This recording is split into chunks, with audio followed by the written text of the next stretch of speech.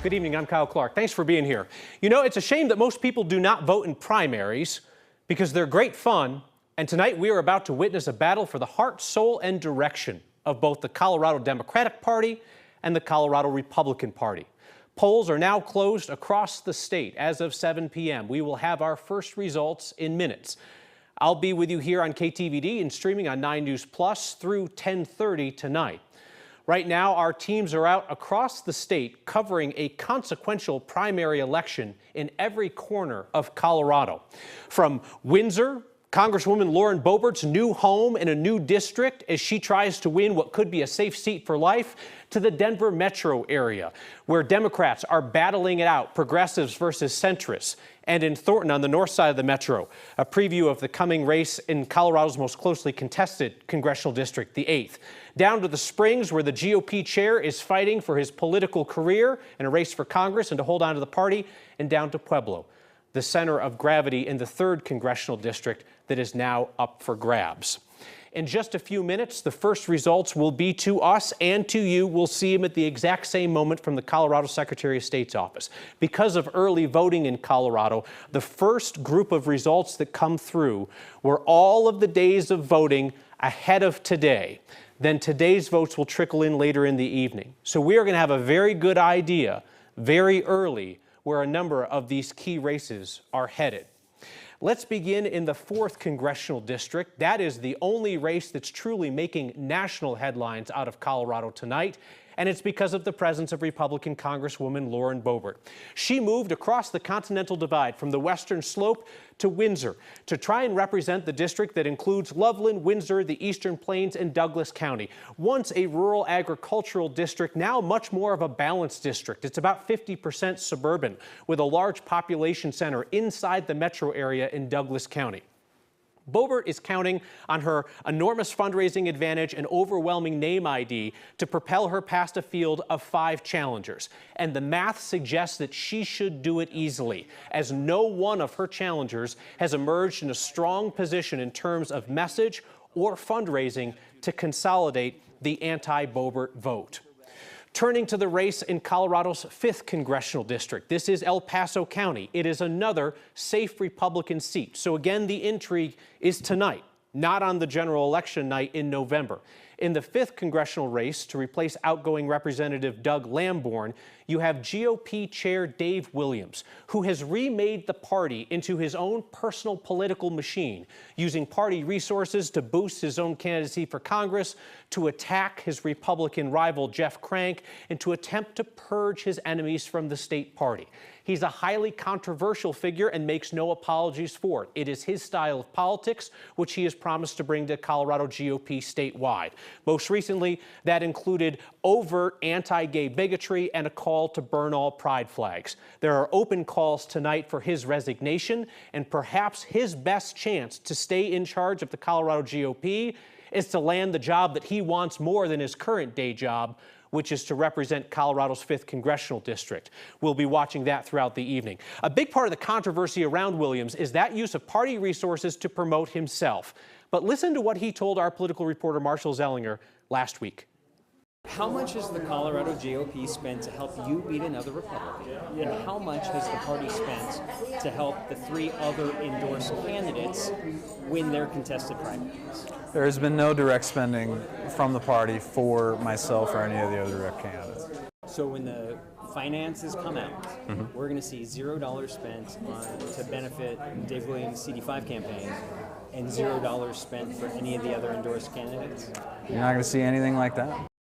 In fact, that's exactly what we saw when those numbers came out at the end of last week. It showed an expenditure of nearly $20,000 in mail pieces to support the Williams campaign. That is just a part of the way that he has used the party apparatus in order to boost himself and go after his GOP opponents. One thing we're going to be talking about tonight is the way that the Colorado Republican Party has dropped its neutrality rules in order to endorse in party primaries for the first time in a long time. It means that the party has officially thrown its weight behind 18 Republicans in contested races against other Republicans, backing the party chair in his race for Congress, going for a long shot in the 3rd congressional district, and even endorsing against 2 sitting Republican state senators We're talking about elected officials being opposed by their own party in party primaries. It's just something that you do not see often, and it is the work of that man. So a lot of what you see tonight on the Republican side of the aisle is a referendum on his leadership. In the last cycle, 2022, one of the closest congressional races in America was in the 3rd Congressional District. That's the Western Slope and Pueblo. This is the district represented for 4 years by Republican Congresswoman Lauren Boebert. She nearly lost that very safe Republican seat to Democrat Adam Frisch, who has amassed an enormous war chest to go after the seat again.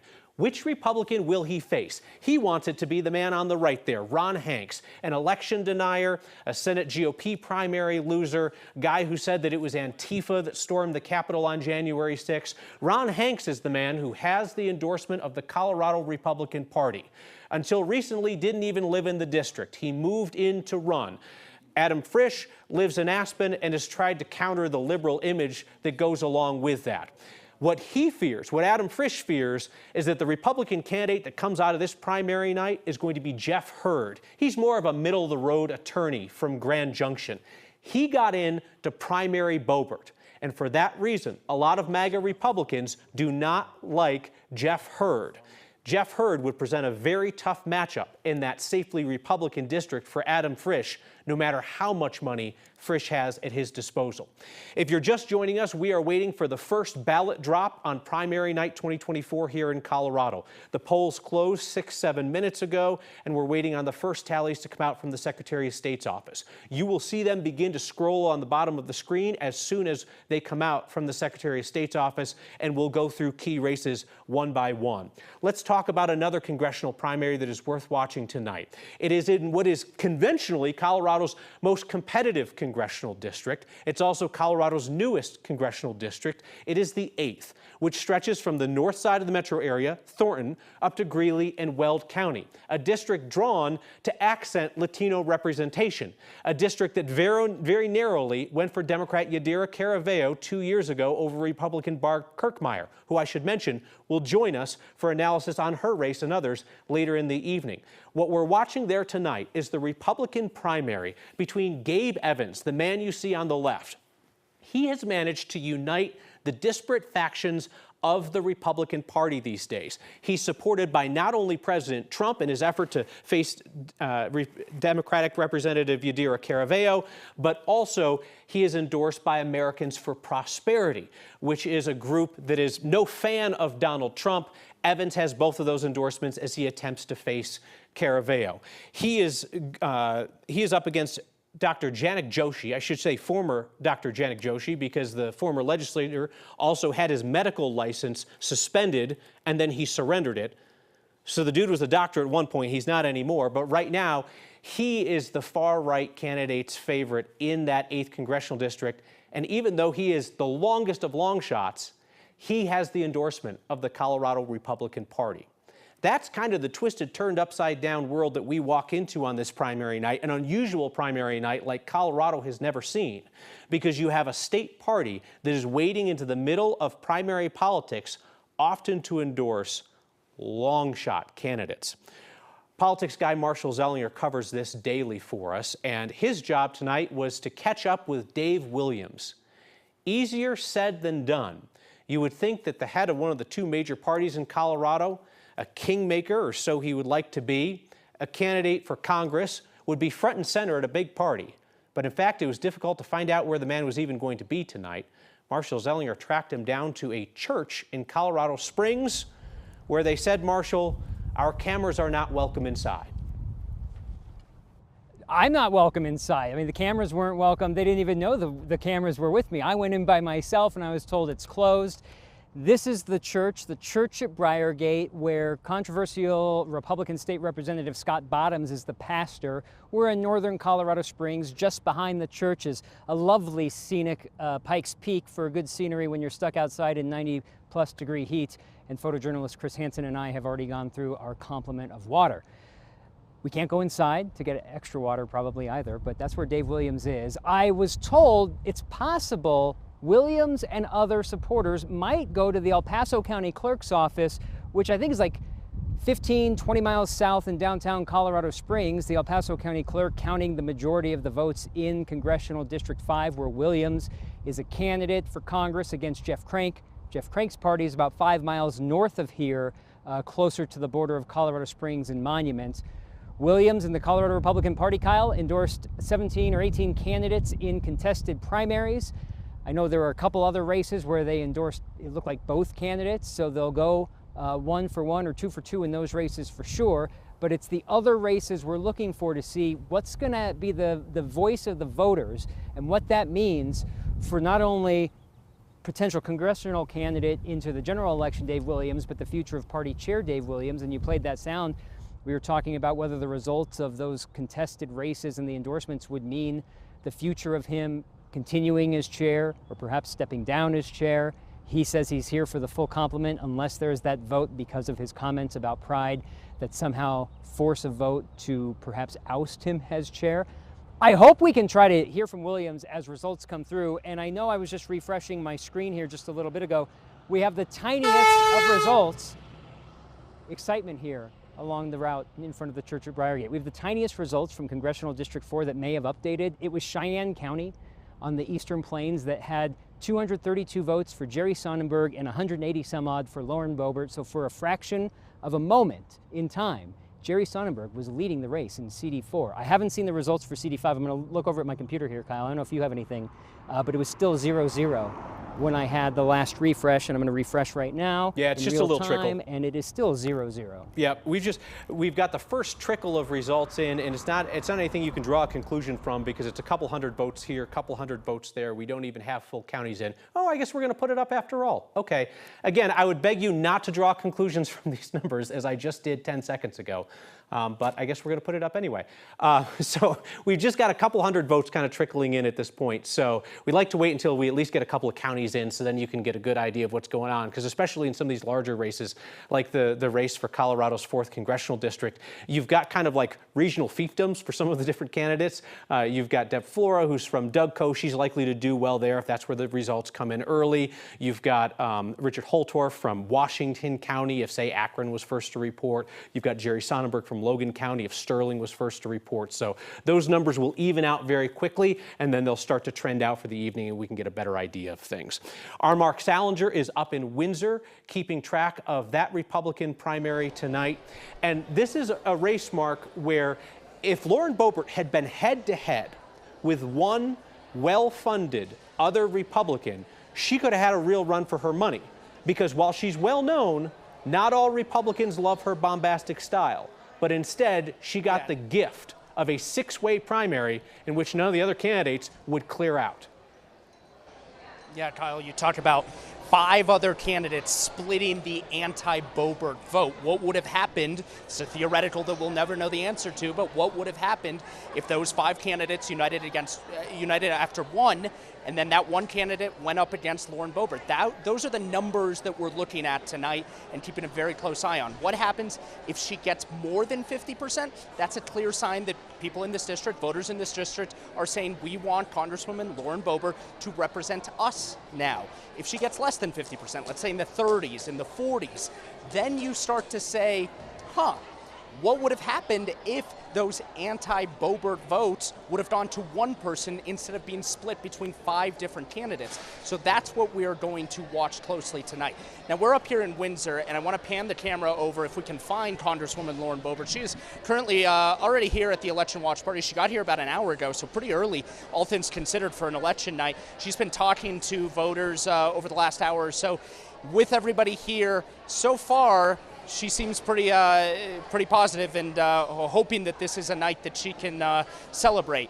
Now, I want to show you what she walked in with here on the stage. If my photographer Austin will pan over to it. Those are a pair of $399 Trump-branded sneakers and a Donald Trump signed MAGA hat. The sneakers, Kyle, I should say, you can't go buy them right now. They are on back order. You can pre-order them.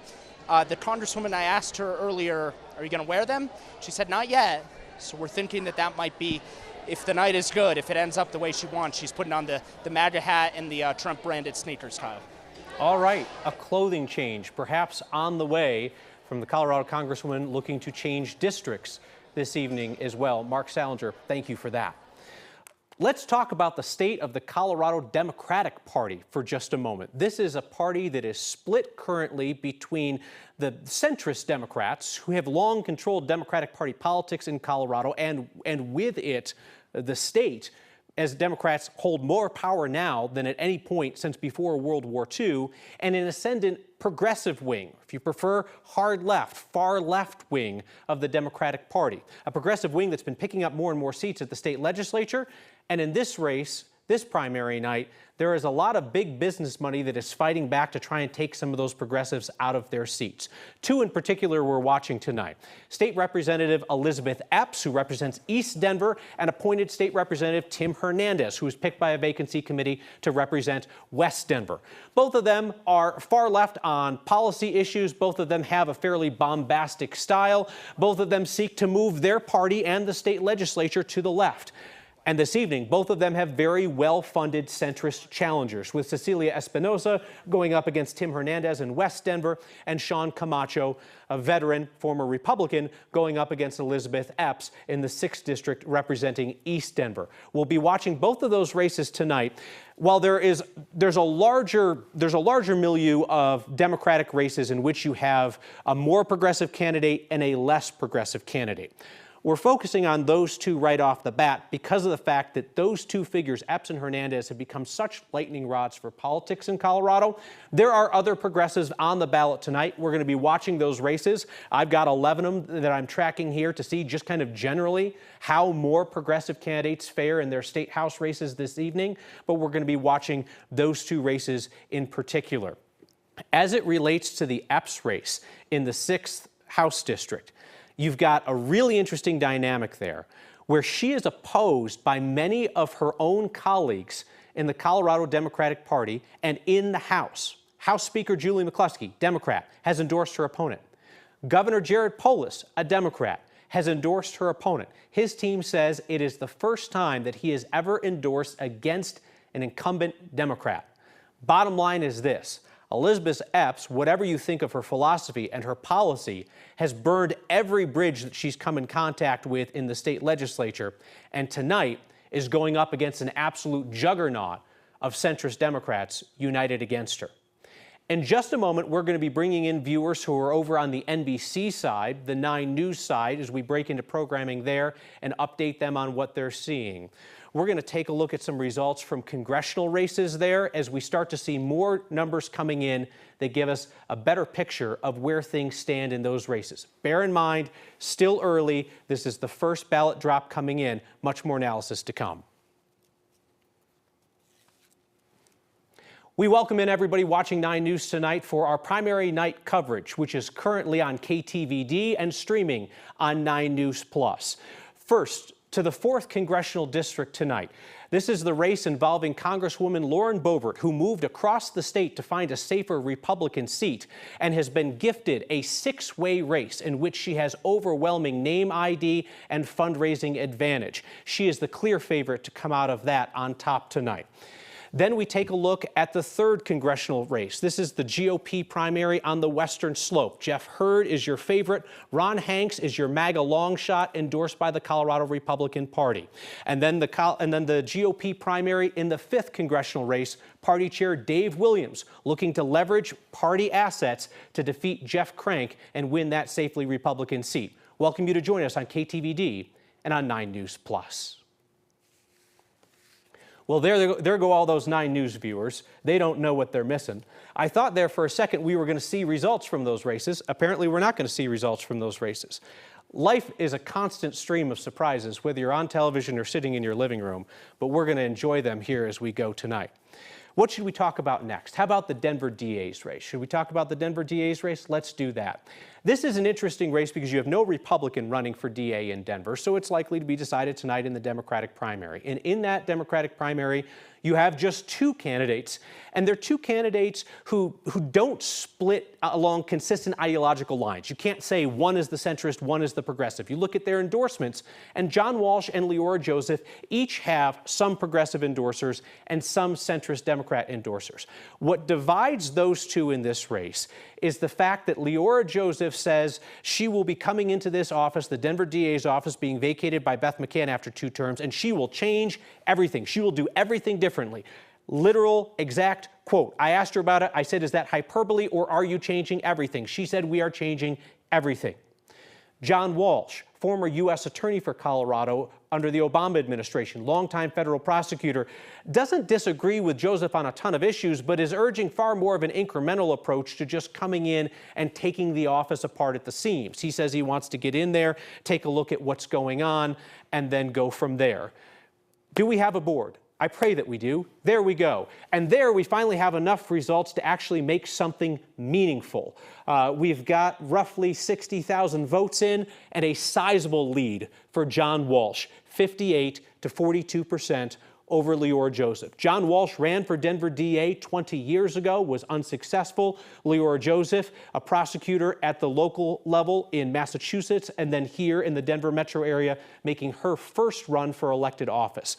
A lot of the Democratic establishment is behind John Walsh, but as I said, he also has some progressive ideas, has some progressive endorsers, and Leora Joseph, additionally, is supported by some folks who you would even say are right of center, but also has some progressive activists around town who support her call for change. Beth McCann not seeking the 3rd term, a max 3rd term, leaving office after 8 years, 2 terms. Both Joseph and Walsh told me they would be open to seeking a 3rd term, a potential of 12 years in office, if they thought there was unfinished work. It's interesting because not every office allows you to serve 3 consecutive terms. The Denver mayor could serve 3 consecutive terms, but the current mayor, Mike Johnston, told me during the campaign he believes that's too long for any mayor to serve, a la Mayor Hancock. Exiting, he promised to serve no more than 2 terms. A key issue is also whether that Denver DA's position is going to be used as more of a bully pulpit around the state, an opportunity to weigh in on criminal justice issues at the state level, not just within the purview of that office. McCann has not been tremendously activist on that front, or at least not with too many big wins. Both Joseph and Walsh said that they would like to use that office more actively on the state level. Joseph in order to advocate for bond reform, and Walsh in order to push gun control, although he hesitates to go as far as the so-called assault weapons bill, which Democrats have brought up for 2 years at the Capitol, and they've been unsuccessful. Our Kelly Rinke is covering the DA's campaigns tonight, but she is not available to us now, so we'll check back in with her in a bit. I want to return to that other split amongst Colorado Democrats, which is the progressive centrist split that's playing out in the legislative races. We told you about the 2 most prominent in Denver, involving state representatives Tim Hernandez and Elizabeth Epps. I've just been told that Lauren Boebert apparently has declared victory. Do we have the results from the 4th Congressional District? It's early in the evening, but she was an enormous favorite. It also fits with, let's just say, Lauren Boebert's political idol, Donald Trump, of perhaps declaring victory preemptively. But unlike when Donald Trump did it, there's a very good chance that Boebert's actually going to win. That was a brief look, just a taste. Could we have more? Could we see the board again? Let's give people more than just a taste, please, so that we can take a look. And in the early results Lauren Boebert with a commanding lead over Deborah Flora, the former talk radio host, Mike Lynch, the former minority leader in the state legislature, Logan County Commissioner Jerry Sonnenberg, State Legislator Richard Holtorf, and businessman Peter Yu. At this point, Boebert's margin is just under 30 points at 44%. Remember what we were talking about earlier, about whether Boebert could have been beaten in a one-on-one matchup. And the way that I've looked at this race as it's developed, if Boebert is sizably past 40%, like where she is now at 44%, that probably means she would have fared really well in a head-to-head matchup. If she can creep it up over 45%, she's going to be some people's second choice from those other candidates. Now, if she was held down in the 30s or the mid-30s or even the low 30s, that clearly points to the fact that she was beatable if Republicans had gone to a head-to-head matchup. You know, if ifs and buts were candy and nuts, we'd all have a Merry Christmas. That's not what happened in that case. You had 5 people who stayed in the race, and that's what you get. You get a split vote. Mark Salinger is up there in Windsor, and let's listen. Boebert's not speaking. She's down there. She's down there below with her campaign manager, and Mark Salinger is feet away. What's the latest from Windsor, Mark? Yeah, so we're being told that the AP has called this race for Lauren Boebert. Lauren Boebert does not know that at this point. Her campaign manager, I think, has been told, but has not fully acknowledged it just yet. Lauren Boebert, of course, standing right next to me right here, if you can see her on camera. She, at this point, does not know that the AP has already called this race very early in the night for her. Obviously, we just had the first bid election results come in from CD4, and they showed a sizable lead for the Congresswoman in this new heavily Republican district, but we always thought that it would be more contested than being called, 25 minutes after the votes closed, after the polls closed. But clearly, the Associated Press, who calls these races, is saying that there are enough votes that this has already been concluded. Lauren Boebert, Congressman Lauren Boebert, is about to take the stage right now, so let's listen in on her and see what she has to say. Thank you, Martin. Patriots! 2024 is when we take Colorado back, it's when we take our nation back, and we set a path on a new trajectory for conservative values, for Christian morals, that we would be a righteous nation, recognized throughout the world once again, that we could stand up for our allies throughout the world, because we take care of the homeland first. We secure our southern border. We ensure that our American citizens are living their very best life, that they are prospering, that their children are safe, that they are free from indoctrination and critical race theory and comprehensive sex ed. America is not the place where we judge someone by their skin color or how they were born. This is not a nation where we create confusion in our youth from a very young age. We show them that they were created on purpose, with a purpose for this time. And they are exactly perfect and holy, made in the image and likeness of God, and He did not make a mistake. We're here in Windsor, in wonderful Weld County in Colorado, in our 4th district. Tonight is primary night, and some of y'all have been trying to whisper things to me. Some of y'all have been trying to tell me what you're reading on your phones. I don't want to hear it. Tonight, we had a priority, and that was to glorify and honor God, to praise the name of Jesus, to invite the Holy Spirit to be present, not only in this room, but in Colorado's 4th district, throughout Colorado, and throughout the United States of America. That is Lauren Boebert. The Associated Press declared winner in the 4th Congressional District. This is Colorado's safest Republican seat in Congress. So Boebert will be the overwhelming favorite going into the November election. And it's interesting because if all you hear from Boebert are some of the snippets that get played on national TV, that is a much better example of what her stump speeches are like these days. Heavily religious, mixing Christian nationalism with culture war issues, with standard Republican talking points. That's been a bit of an evolution in the way that she has addressed her supporters over the years, striking these religious themes about the idea of Christians running America in more and more bold terms.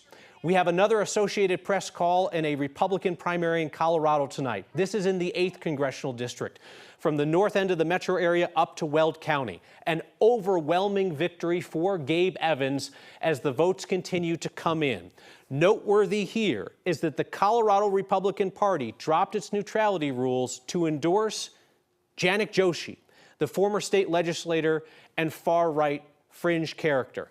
They didn't like the fact, they being Dave Williams, head of the Colorado Republican Party, didn't like the fact that Gabe Evans was supported by the Koch brothers Americans for Prosperity group, which is a group that is opposing Williams. So as such, the Colorado GOP endorsed Janak Joshi, even though Donald Trump himself went for Gabe Evans. Is Evans still speaking? He has not spoken yet. We will go to Thornton. Satire Brewing, I believe, is where Williams is when he's ready to speak. But first, we're going to talk to our Janelle Finch, who is there covering this primary tonight. And that's a quick call, Janelle, but pretty much what political observers expected. Hi, Kyle. Like you said, yes, Evans was kind of sort of the front runner this entire time. And just as results came in, showing on 9 News that Evans has won this primary election for the Republican Party, the crowd just erupted here. Again, at Satire Brewing up in Thornton, we are getting ready to hear from Gabe Evans now. It looks like he is getting ready to head over to the podium. So we're going to hear him again as those results just came in moments ago, that he is the Republican candidate that will be on the ballot come November for the 8th Congressional District, Colorado's youngest congressional district. This is, like you said, a really big moment because it was a race that people have been watching for a very, very long time. So definitely looking forward to seeing what Evans has to say now that those results have come in, and sounds like they're getting started. So I'm going to step out the way.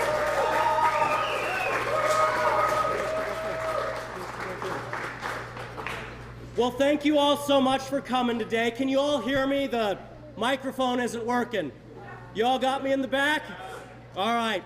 Thank you so much for coming today. Obviously, we saw the results that the race was just called, and this is the result of everyone in this room who has helped support this campaign, who has dedicated their time, who has dedicated their talent, and who has dedicated their treasure to being able to support our Fight Back movement. Because, folks, we know that we've got problems. We know that Colorado is the #3 worst state in the nation for crimes. We know that we're the #2 state in the nation for our teenagers overdosing and dying as a result of illegal drugs. We know we're one of the highest states in the nation for cost of living. We know that we've got a wide open southern border and that the sanctuary state policies in Colorado are costing taxpayers anywhere from $2 to over $300 million taxpayer dollars. In fact, because of these policies, our second largest hospital system in Colorado is on the verge of collapse. And we know that my Democrat opponent, now that I am the Republican nominee, my Democrat opponent has voted for all of those failed policies. But the good news is, with this resounding win tonight, we are moving on to the next stage of this election. And we are going to carry that message forward. And that's a message that's critically important to me, because you all know my story. I'm married, I've got 2 boys. My grandfather immigrated to this country from Mexico for the American dream. My mom is here tonight, first generation American on her side. Spanish was her first language. Where I am today, the family that I have, is because of, as they say, you stand on the shoulders of giants. And so I am proud of my grandparents, my parents, who got me to this point. They laid the foundation that enabled me to go and serve. Gabe Evans laying out the contrast that he sees between himself and sitting Democratic Congresswoman Dr. Yadira Caraveo. Interesting, you hear him note there his ancestry, his roots that he's justifiably proud in. Dr. Caraveo, likewise proud of her Latina roots. And so you're going to have 2 folks of Hispanic descent running to represent a largely Latino district, or pardon me, a district with a large Latino component in northern Colorado. We've got one more call. I need that one more time in my ear. I'm sorry. We've got a call in the special election for the 4th Congressional District. That is Doug Coe, Loveland, and the Eastern Plains. This is to fill Ken Buck's seat for the remainder of the calendar year. No surprise here, it goes to Republican Greg Lopez over Democrat Tricia Calvarese. If we have the ability to see the numbers in that race, that's what's going to be most interesting. Watching the margin and whether this shows any kind of softening in terms of Republican leads of years past. That's a bit of softening, but not a lot. That's a 21-point margin right now for Greg Lopez over the Democrat Tricia Calabrese. Here's the reason why I say this to you. Ken Buck, in his last race in 2022, beat Democrat Ike McCorkle by 24 points and change. Buck and McCorkle also faced off in 2020, in which Buck beat McCorkle by 24 points and change. Democrats have a dream that this will be a competitive district. A number like that suggests that it will continue to be a dream, because if there was ever going to be a chance for a candidate to underperform, it would start with somebody like Lopez, who got drubbed in a GOP primary for governor a couple of years ago. His only elected office was Mayor Parker back when he was a Democrat in his 20s, something like 30 years ago, and has kind of been a fringe character in the party for a while.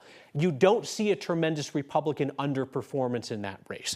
Democrats would hold out the hope that Boebert could so underperform in this race in the way that she did in her district on the Western Slope that it could be competitive. But I'm telling you, this would be the first sign that we would see, which would be Lopez up by maybe 10 or 15%, not by 21%. So what's Greg Lopez going to bring to Congress? Well, he's staunchly anti-abortion. He is staunchly pro-Trump.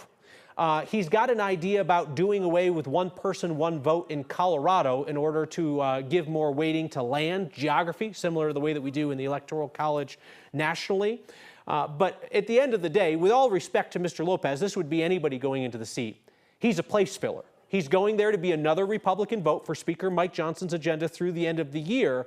Crucially, he's going to be a reliable vote for the Republicans in the House. He's not going to be a thorn in their side like some of the far-right types, or even the way that Lauren Boebert has sometimes been a thorn in the side of House speakers. He's going to go, he's going to toe the party line, and he's going to vote as you would expect just about any traditional Republican to vote. Let's bring in 9 News political reporter Marshall Zellinger to analyze some of the results that we have seen so far. But first off, Marshall, if you could tell us why we have not yet seen results out of the 5th Congressional District Republican primary, party chair Dave Williams versus former talk radio host Jeff Crank.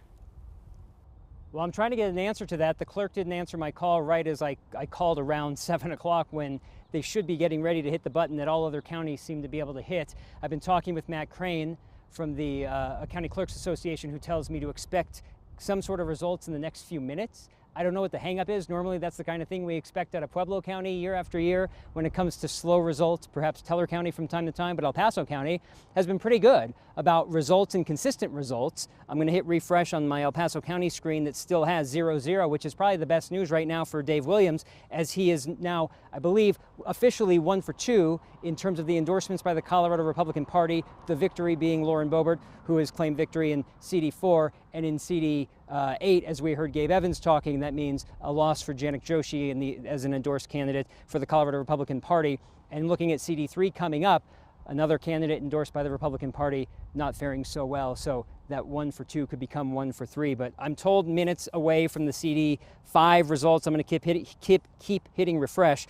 But looking, I just want to quickly glance at those CD3 results, Kyle, that have Jeff Hurd, the one that Adam Frisch was hoping he wouldn't face in the general election, because that's going to give him a tougher general election, which is why he was meddling in the race by having ads trying to tout Ron Hanks's not conservative enough. I think it was an ad that said he's your locked, loaded liberal choice, as though anyone's going to believe that. It is clearly trying to speak to conservative voters like, this is the guy that you want to vote for, and it didn't work. Clearly, right now, the numbers for Jeff Hurd winning. As I looked at the map from the Secretary of State's office, Jeff Hurd is winning the Western Slope, a little sliver of just north of Pueblo County, and because it's a weird district, Western Slope to Southern Colorado. Part of the Southern Colorado was slanting toward Ron Hanks, but most of the population there on the Western Slope for Jeff Hurd in CD3. And as soon as we find out anything from CD5, we can talk about that.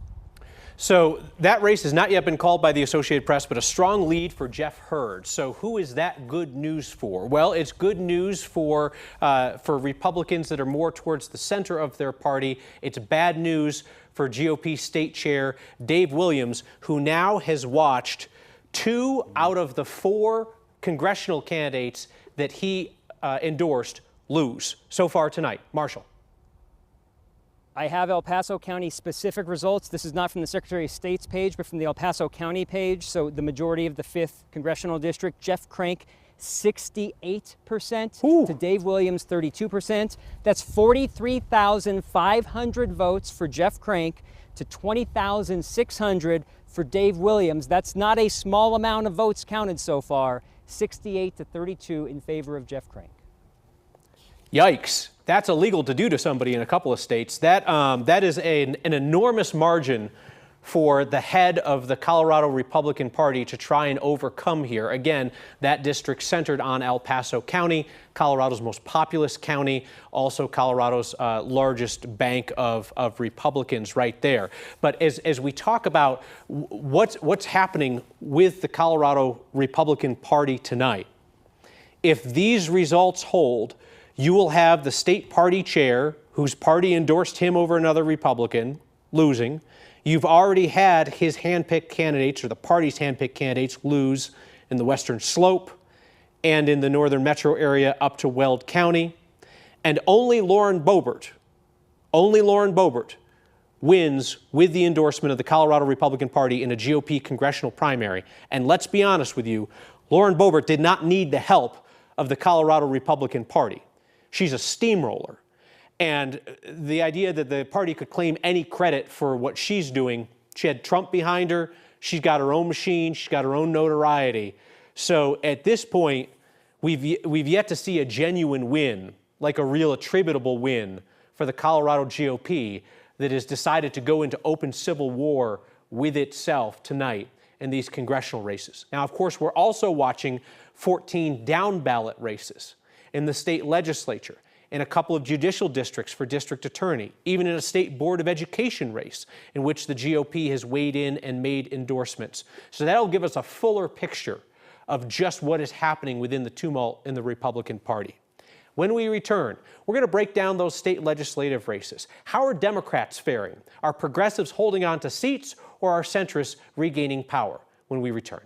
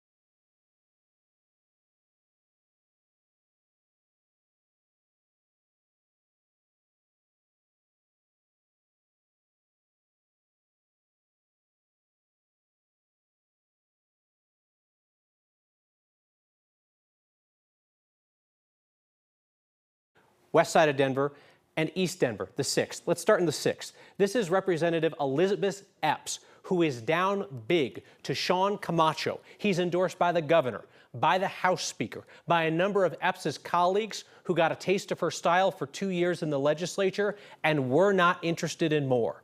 To be honest with you, it wasn't clear just how much campaigning and spending Epps has been doing. She's somewhat of a secretive figure in terms of the way that she deals with the media, sometimes even her colleagues.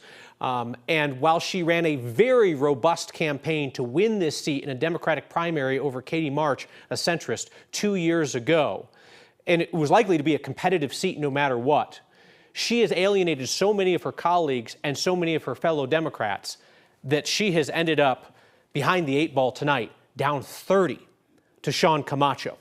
Let's look at the 4th district, west side of Denver. Tim Hernandez, appointed to this seat by a vacancy committee who had to choose between him and Cecilia Espinosa.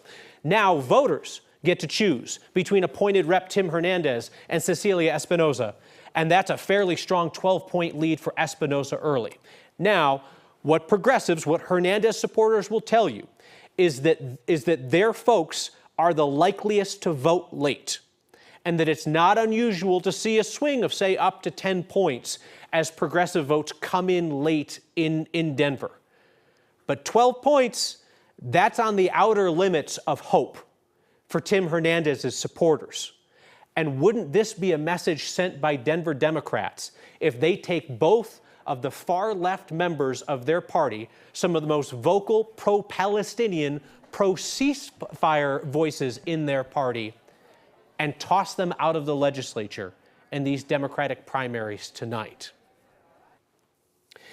As it relates to Epps, that situation almost kind of has to be viewed a little bit separate and apart from the centrist progressive dynamic that's playing out in other races around the state, just given the fact that so much of that seemed to have to do with personality and personal approach as opposed to perhaps politics. I've been taking a swing through some of the other statewide races to see how the progressives are faring right now. I've made it through another 3 in which the progressives are trailing in 2 of the 3. Notably, incumbent Junie Joseph out of Boulder is leading her race right now, but in a couple of others, the progressives are trailing. When I get a break from talking in just a second, I'll go down through the others and I'll tally them up for you so that we've got a better idea of where some of those races stand. But watching as these things come in, another race, Brian Lindstrom in Aurora. He's a Democratic Socialist candidate. He is currently down big to Michael Carter. This is District 36, if we want to bring up that board. This is House District 36. This is in Aurora. Brian Lindstrom, he is a teacher, an activist, a DSA member. He would be in the Epps-Hernandez portion of the party. He is facing Michael Carter, who is an attorney and an Aurora school board member who has been backed by a lot of centrist big money groups, and that appears to be paying off big time for those big money groups.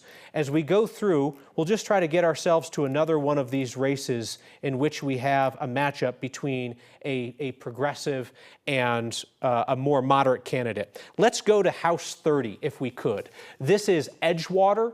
This is Lakewood. This is the House 30 district that is currently being vacated by Chris DeGree Kennedy.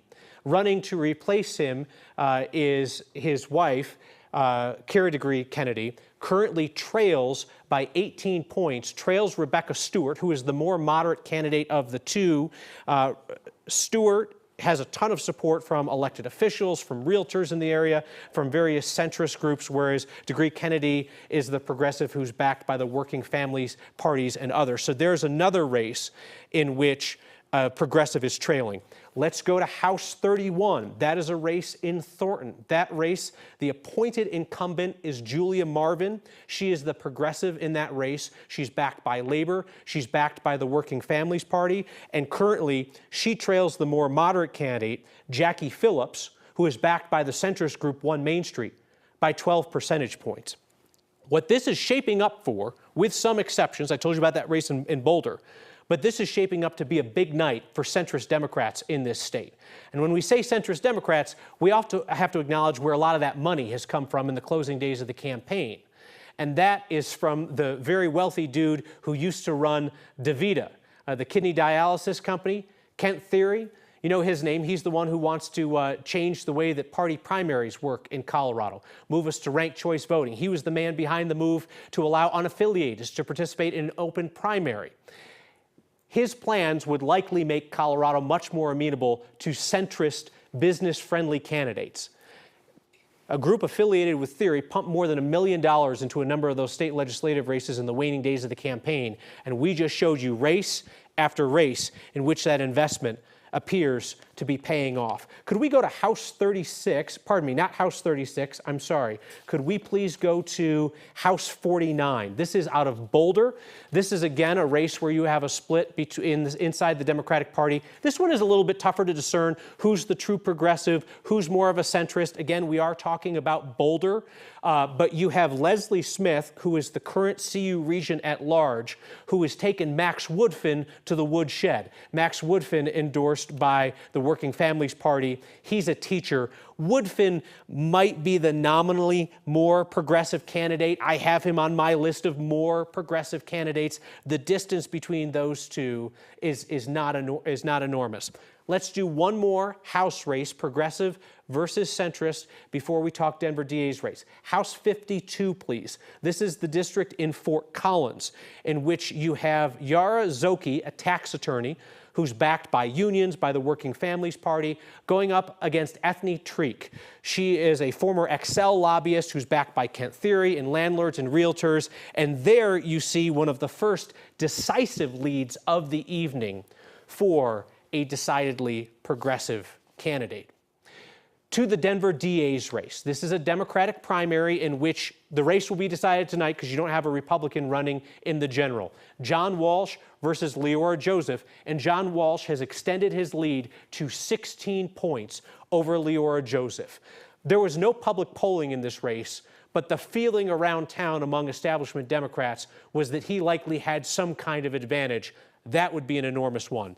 Our crime and justice reporter, Kelly Rinke, is covering this race for us tonight. Let's bring Kelly into the conversation.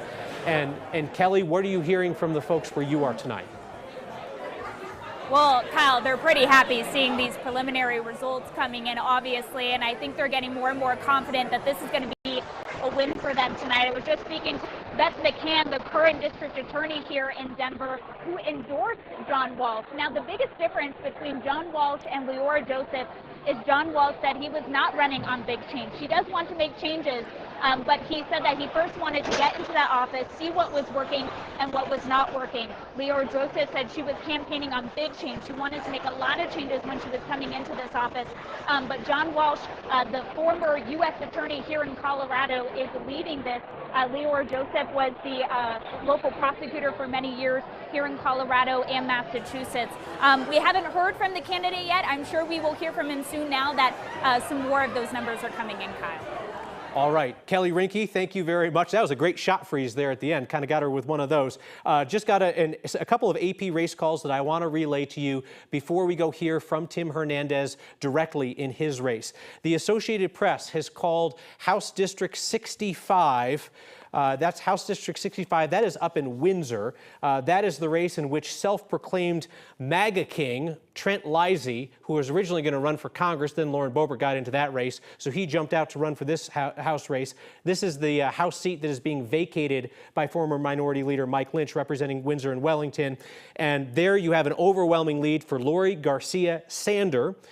She has been endorsed by a number of more traditional Republicans, but also the far-right gun group RMGO, and Trent Lizzie was endorsed by the Colorado GOP. That is, by my count, the 4th loss among 18 endorsements so far for the Colorado GOP, with a single win being that of Lauren Boebert. The Associated Press has called Senate District 23 for sitting Senator Barbara Kirkmeyer. This is one of two races in which the Colorado GOP has endorsed against a sitting incumbent state senator. That is a wild thing to watch.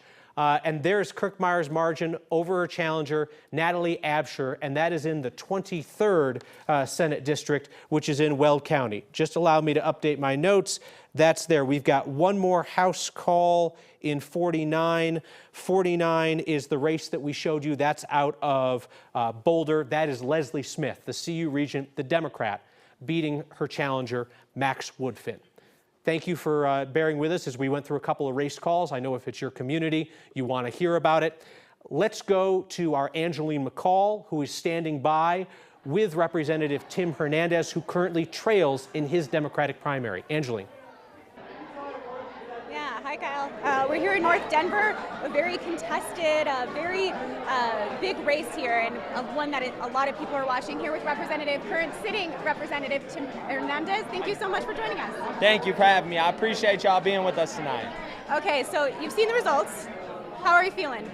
I feel really positive. We're only down by 800 votes. I know for a fact that I voted today, and so do most young people, people of color, poor people who are working class, who don't get their ballot and immediately turn it in. We need deadlines, and so I'm very confident that we're going to see it continue to trend in our direction, and I'm feeling really good that we're going to be reelected.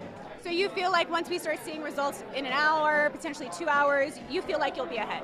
Yes, I do. I know that we ran the best campaign that we could. We knocked thousands and thousands and thousands of doors. We literally collected ballots today. We drove people to the polls today. We made sure that we took care of folks and crossed our T's and dotted our I's. So I'm very excited to see how we get over the finish line and eventually win. Yes, ma'am.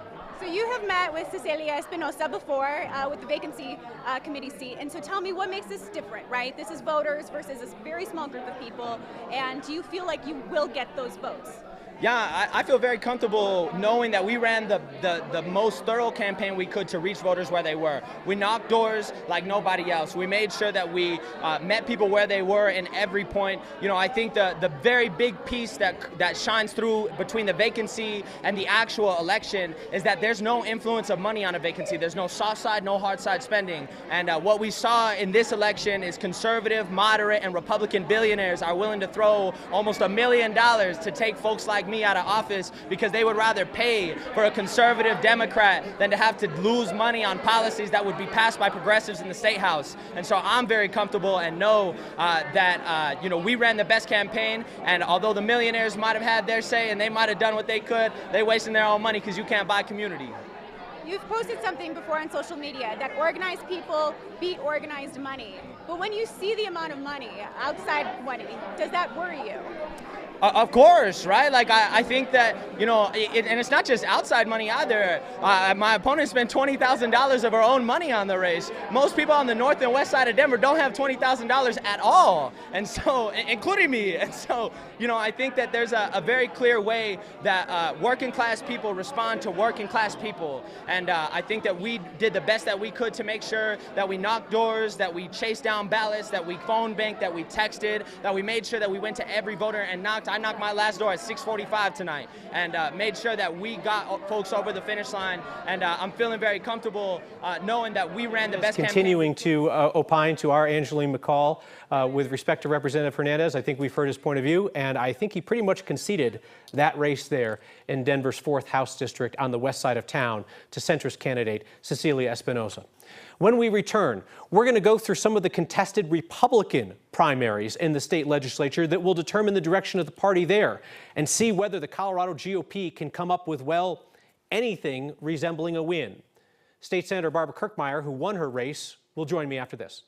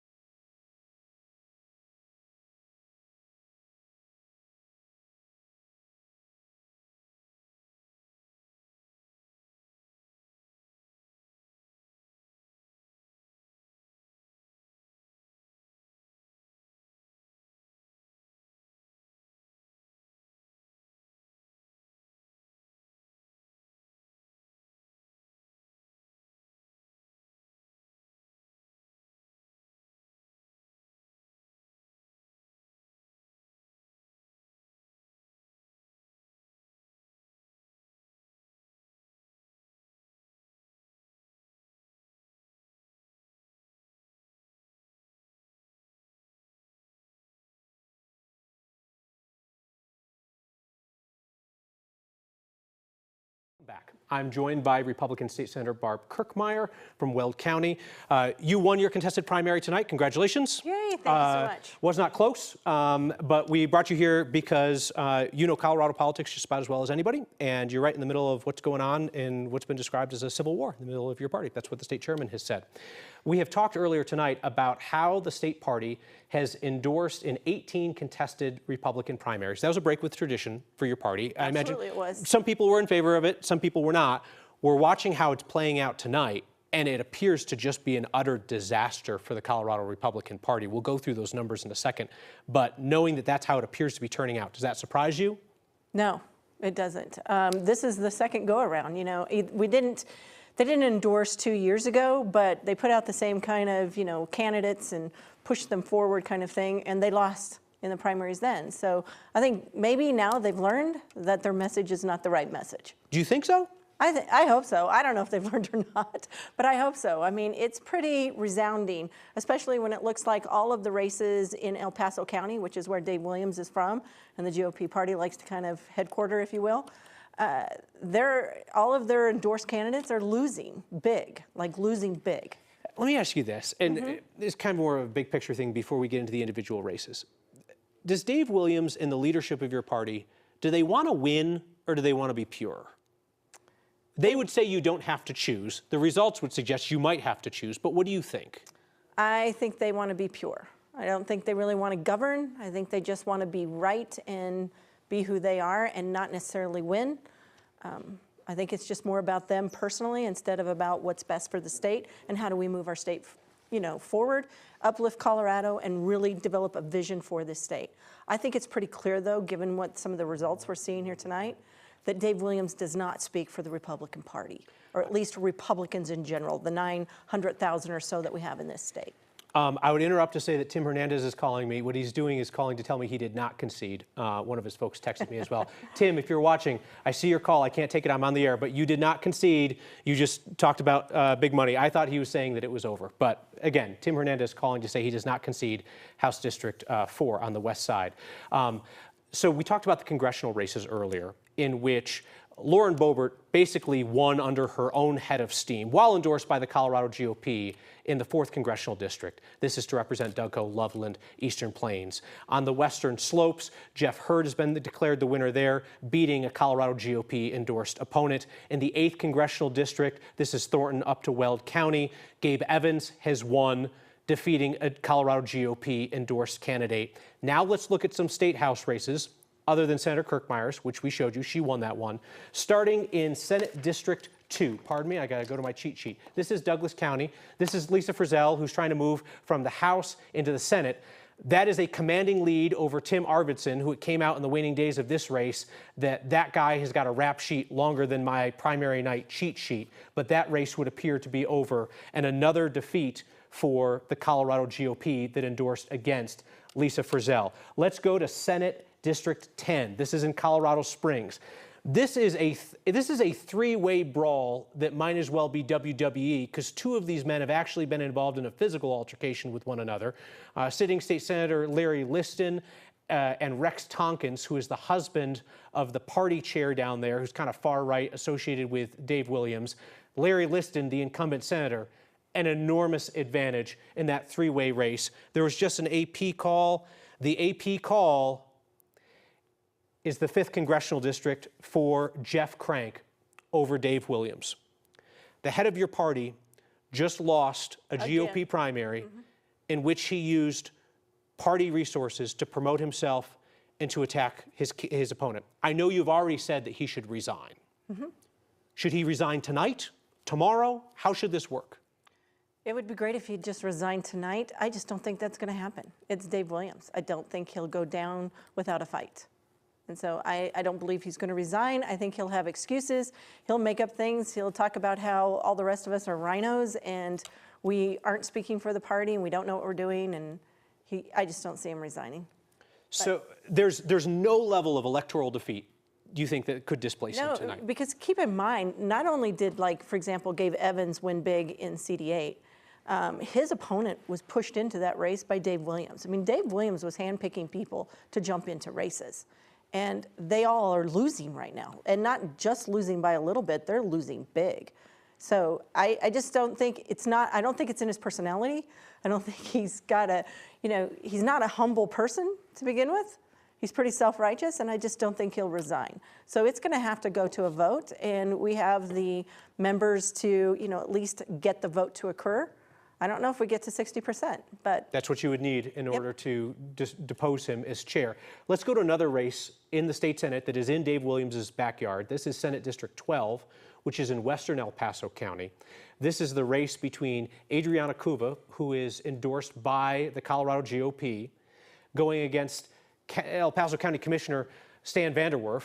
And this, again, is not close. I mean, this goes beyond just loss to repudiation level of the Colorado GOP endorsed candidates. Let's continue to move through these. I believe that House District 12 is, in fact, a rare bright spot for the Colorado Republican Party. This is in Boulder County. Mark Milliman is the GOP endorsed candidate. Look, all 2,000 Republicans in Boulder County have voted. That's a joke, guys.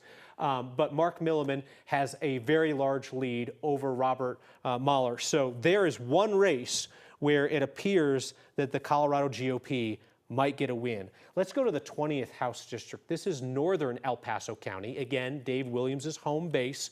And here you have a race between Jason Lupo, who is endorsed by the GOP, versus Jarvis Caldwell, who has worked in party politics for a couple of years. He worked there at the legislature? I believe that he did. He did. That's an enormous lead for Jarvis Caldwell. And again, over the GOP endorsed candidate. And the hits just keep on coming.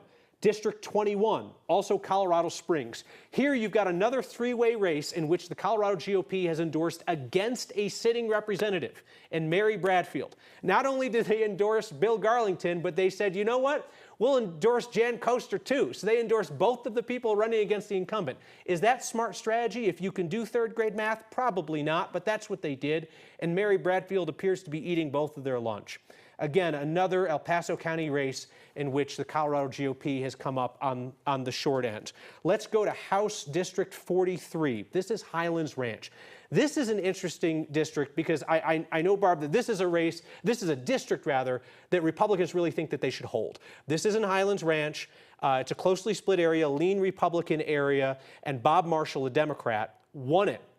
First Democrat to win in decades there in Highlands Ranch. Laura Thomas, the controversial but very well-known Doug Koch commissioner, is running against the GOP-endorsed Matt Burcham in this race. If that holds and Matt Burcham is the general election candidate, how do you think Democrat Bob Marshall fares against him in Highlands Ranch? We'll see. Bob Marshall was a Republican prior to running, a few years ago. And he's a conservative Democrat, yeah. He is, but he was also pretty good friends with Elizabeth Epps, who appears to be losing right now, right? They were the ones behind the big transparency push at the Capitol, said that party leaders were talking behind closed doors and doing shady business. There was like a little deal to sort it out and give them some of what they wanted. But yes, Epps and Marshall, very closely aligned. They kind of have some personalities that are similar. They're very bombastic and that kind of thing. Correct. And so, but he's on the outs with his party now, with the Democrats. So they may not be putting money into his race come the general election, which means, it gives the door is open for, the Republican to win no matter who it is. I think the other thing is, I don't think with this one that you can say that Dave Williams picked this one. There was a lot of other internal stuff going on in Douglas County, a lot of other Republicans, established Republicans, I guess is what we're calling them now, that were supporting Laura Thomas's opponent and put a lot of money in against her. So yeah, she's got a lot of enemies in Douglas County. She does. Her other two commissioners down there don't really like her. They've been at loggerheads for a long time. Yeah. She's been involved in politics there for a very long time. So, my point is, here's Dave Williams just being an opportunist and taking advantage of that. You're not going to give Dave Williams that win? No, I'm not. I'm not going to give it to him. I don't think he's that smart, quite frankly, to be able to have done that. He just jumped on something that he knew wasn't going to happen. I want to look at one more race from the state legislature, and then I have a final question for you. This is House Race 45. This is in Highlands Ranch. This is another race in which the Colorado GOP has made an endorsement, and they went with Bill Jack, who currently trails by 12 points to Max Brooks there. Max Brooks was endorsed by sitting State Representative Lisa Frizzell, who previously held this seat, Sheriff Darren Weekly, and some other establishment Republicans. So that is shaping up to be another loss for the Colorado GOP. Senator Kirkmeyer, my last question for you in this visit together. You kind of said establishment Republicans, if that's what we're calling them now. As a journalist who covers politics, I don't really know how to fairly describe the split within your party, within the Republican Party. Because it's not necessarily a conservative, moderate split. It's not always a Trump versus never Trump split. How do you describe yourself and the people who think like you in the party? Because you're the targets of your party leadership right now. Yeah, the GOP party leadership, but I describe myself as a conservative. I'm not on the fringe, I'm not the extreme. I actually want to work with people and govern and do what's right by the state of Colorado, and let's get some good government stuff done. And, you know, they don't want to accomplish anything. It's just all about anti-government. I'm not anti-government. I think there's a role for government. But again, I think there are conservatives, and if they don't like us, they just start doing the name calling. And I think that maybe came down from the national level where all of a sudden it became okay to start name calling people, which is very childish. I mean, I'm not in junior high, and most of my colleagues are not either. So maybe they could stop with the name calling, and maybe we could just all realize that we're conservative Republicans and our message is clear. We're going to bring in the folks who are watching on 9 News. Welcome to our viewers on 9 News. We are currently live with primary night coverage on KTVD and streaming on 9 News Plus. We have a race call in Colorado's 5th Congressional District GOP primary, safe GOP seat, in which State Party Chairman Dave Williams is getting blown out of the water by Jeff Crank, a longtime conservative activist and talk radio host. Crank was the recipient of a lot of money from the Americans for Prosperity group, the Koch brothers group. Dave Williams used party resources to try and prop up his candidacy and attack Crank, and it would appear that voters in Colorado Springs are not buying it. This is the second bite at the apple for Crank, who ran and lost to Doug Lamborn decades ago, but now is well positioned to win the general and go to Congress representing El Paso County. We invite you to join us on KTVD and 9 News Plus for continuing primary election night coverage.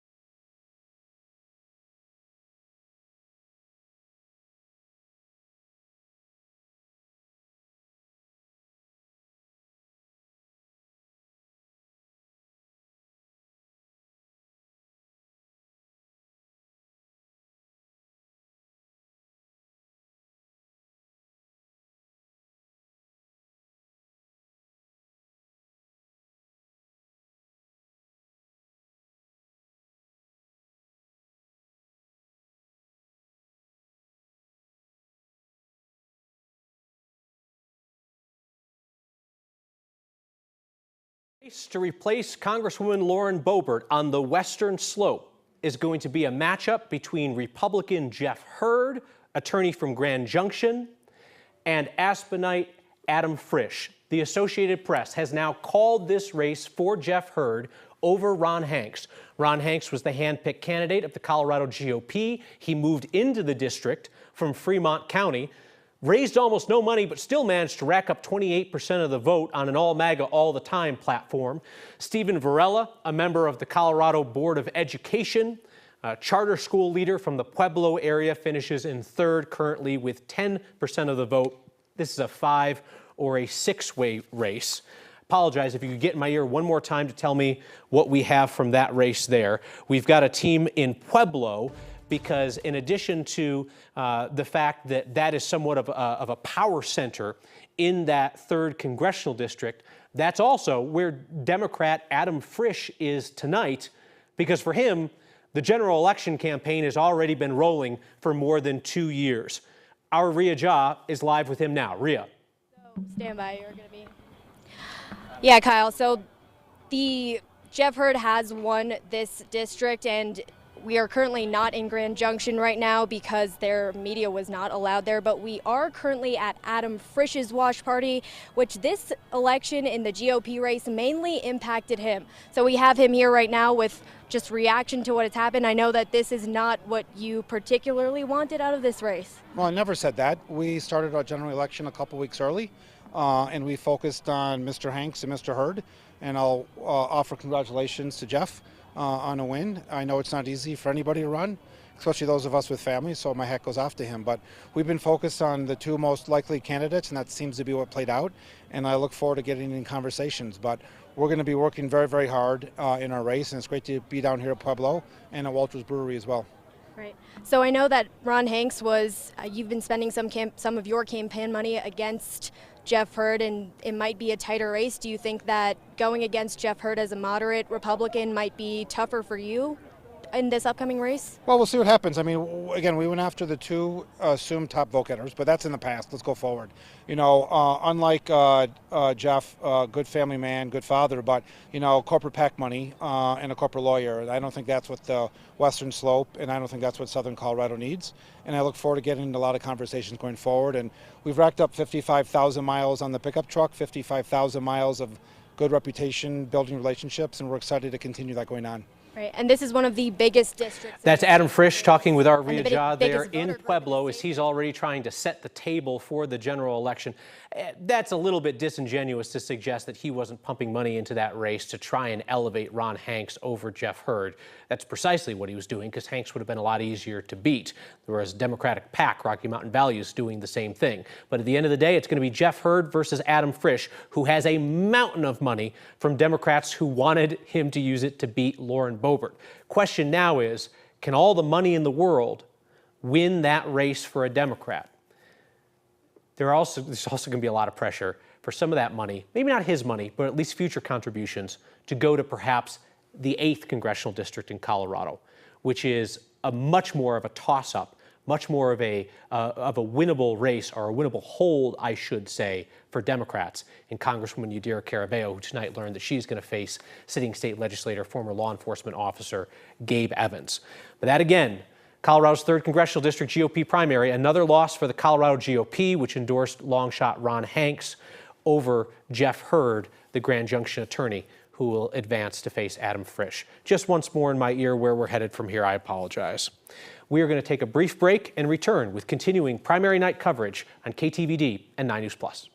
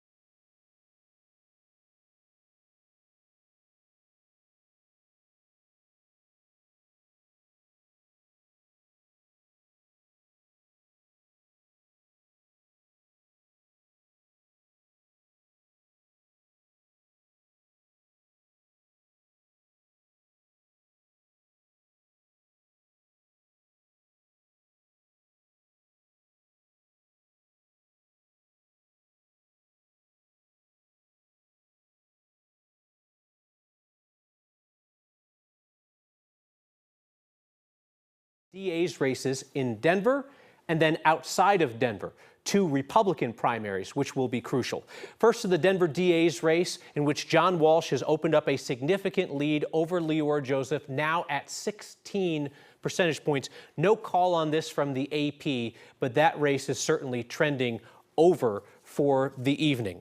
Let's look at the race in the 23rd Judicial District. This is the newly created Judicial District that encompasses Douglas County, Lincoln, and Elbert counties. This is a new DA position.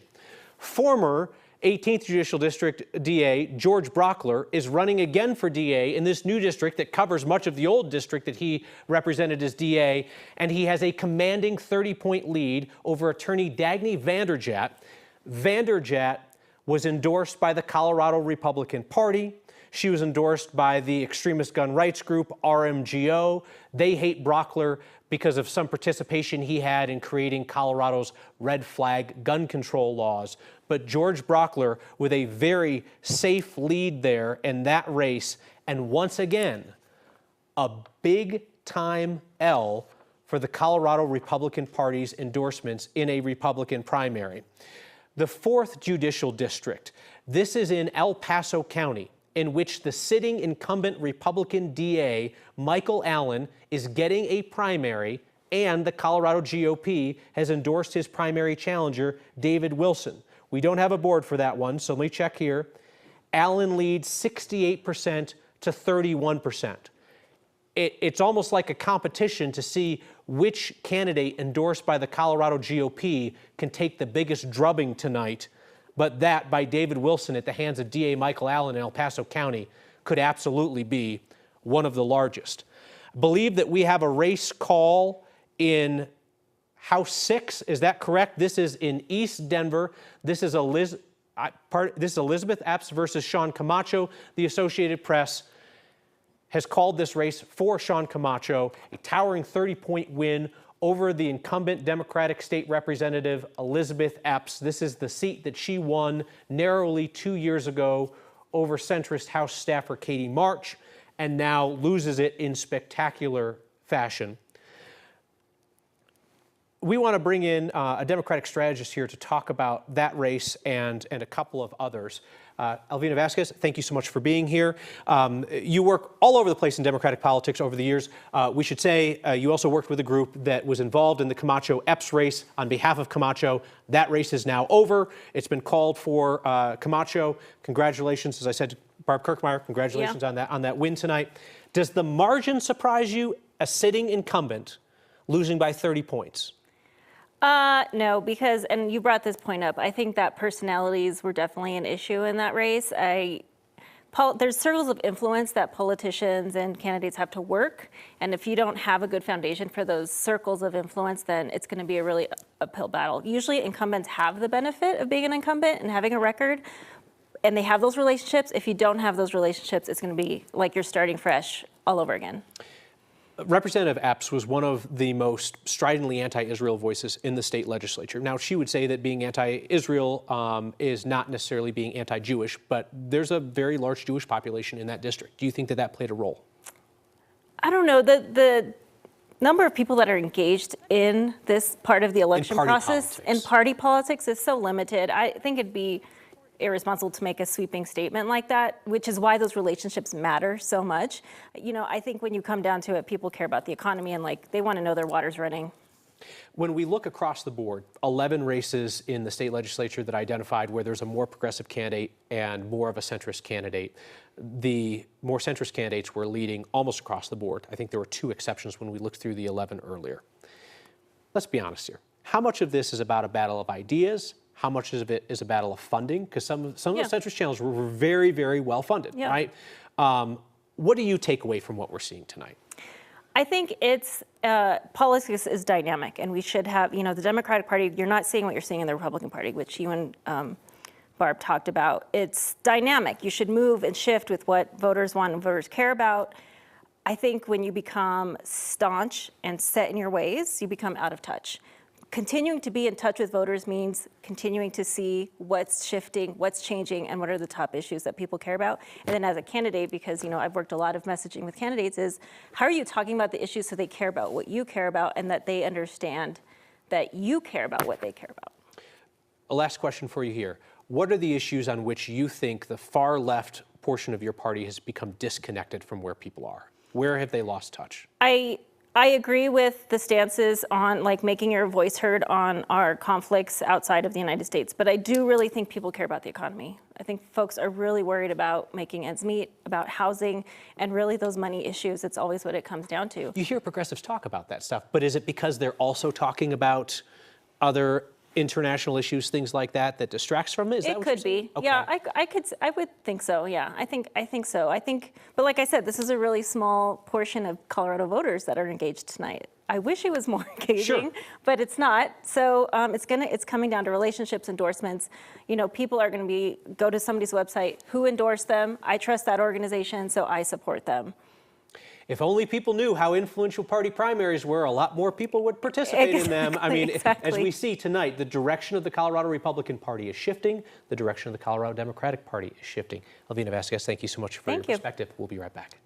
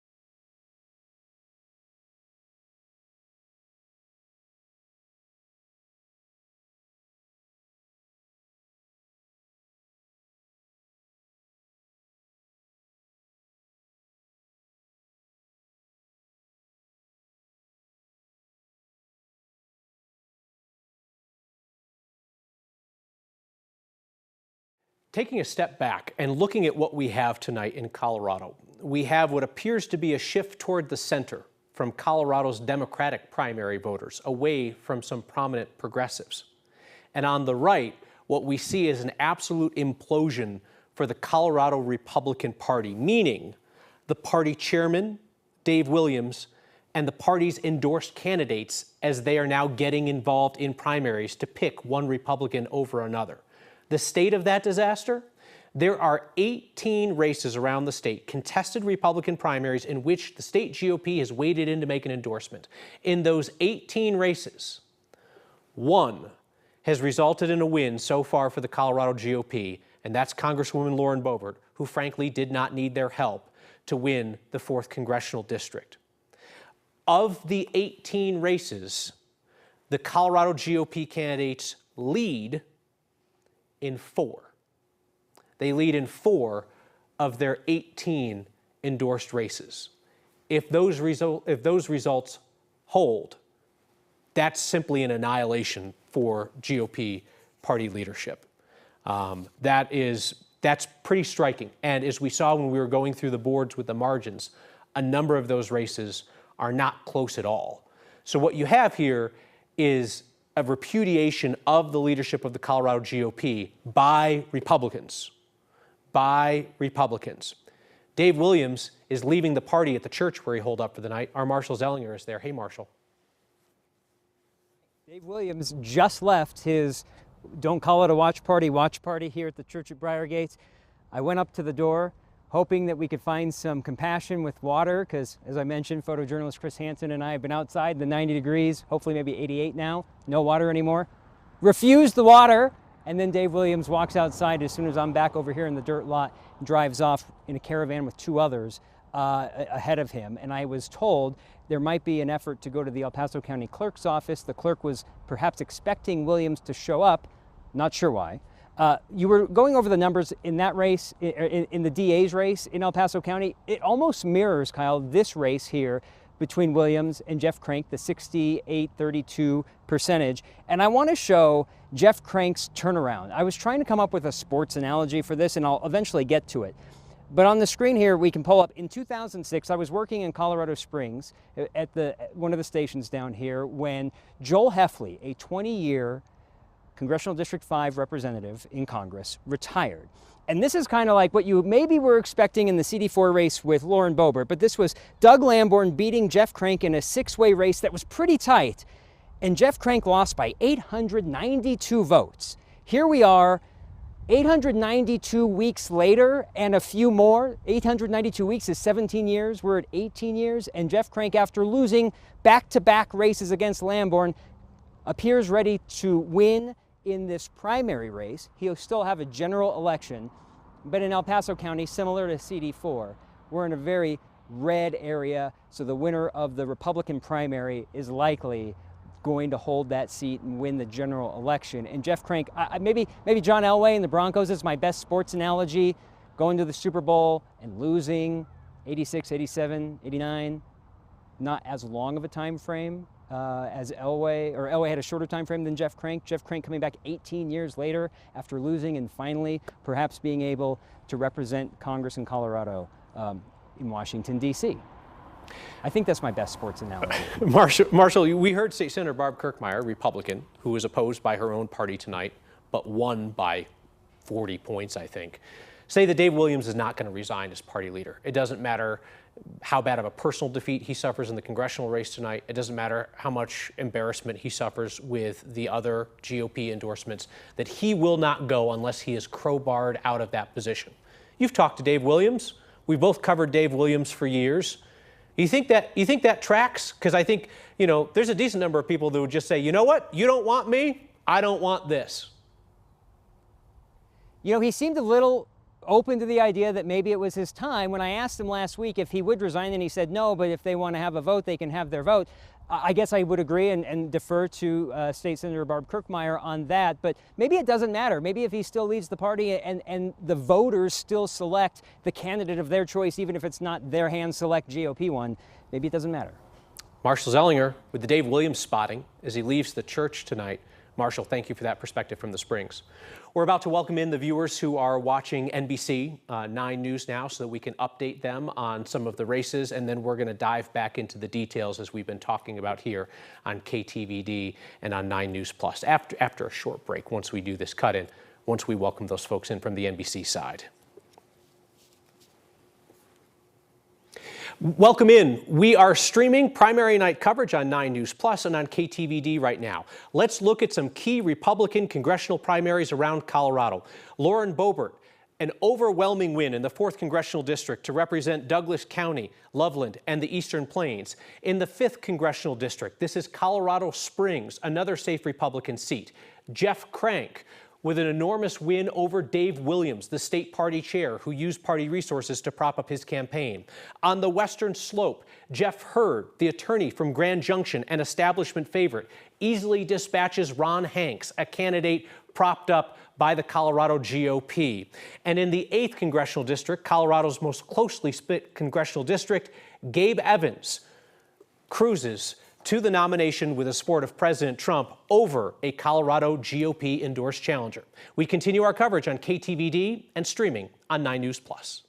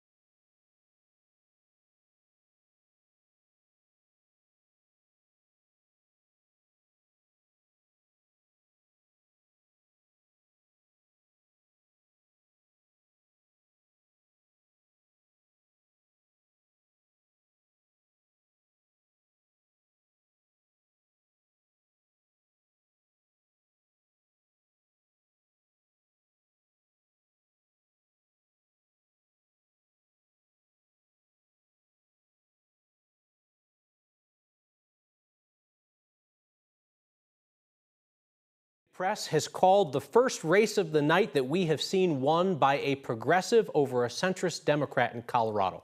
This is up in Fort Collins, House District 52, in which the Associated Press says that Yarzokai has defeated Ethne Trike. This is House District 52, in which she is the tax attorney, House District 52, tax attorney. She's backed by unions, backed by the Working Families Party. At this point tonight, progressives in House races have that one win, they have 2 losses, and in the 8 remaining races that we are tracking, they are down, they are trailing in 6 of those.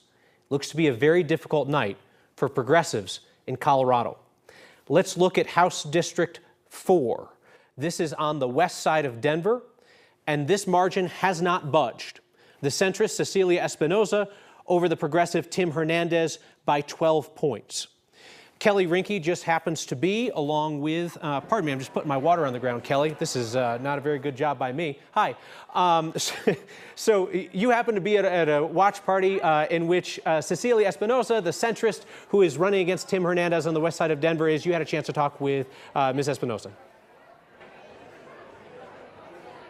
I did. She's really excited about these early numbers. She is not calling victory yet, but she says Denver voters are sending a message at this point. She believes that her more moderate positions are resonating with her community, and she believes that she is the candidate that is more willing to work across the aisle with people that differ in her positions. We talked to her about the message that Denver voters are sending tonight. Take a listen. People have left the offices because they say there's a lot of rancor, and they're hoping that those of us who are coming in with experience will bring that experience to bear and demonstrate more progressive policies that are well thought out and legally sound. She believes that Denver voters are saying no to those far left candidates. They do not want them in the Democratic Party. Progressive voters are more likely to vote on the day of election and later in this process, but she believes in House District 4, there has been a history of those senior voters voting at the same time, so she is confident that that is the demographic that will help her keep that lead, Kyle. It was just such an interesting race, Kelly, because you got the two people matching up that were in the vacancy committee. I mean, the first one, like, I feel like it was like a bunch of people. I don't know if they were in a school gym or a library or whatever, but I mean, there were barely enough people to field a baseball team. And now you've got a larger group of people in the primary who are weighing in on this race. And we should mention, again, one of the safest Democratic seats in Colorado.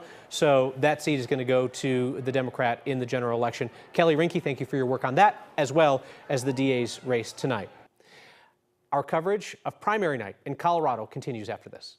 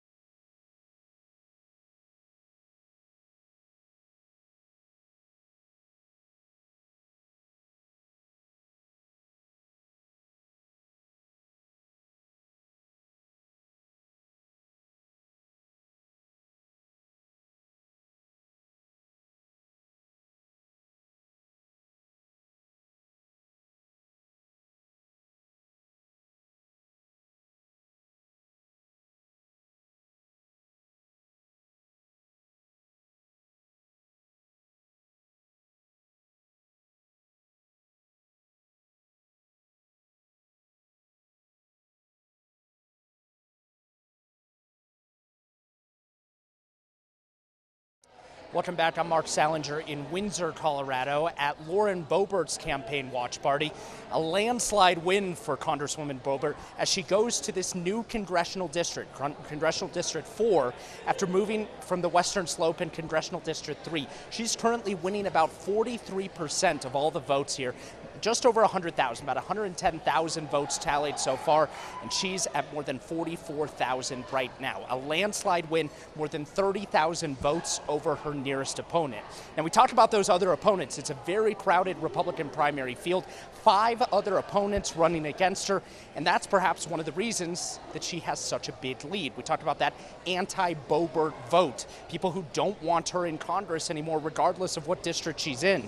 There was no one candidate that the entire Republican Party rallied around other than Boebert, the state GOP endorsing Boebert in one of their only wins tonight.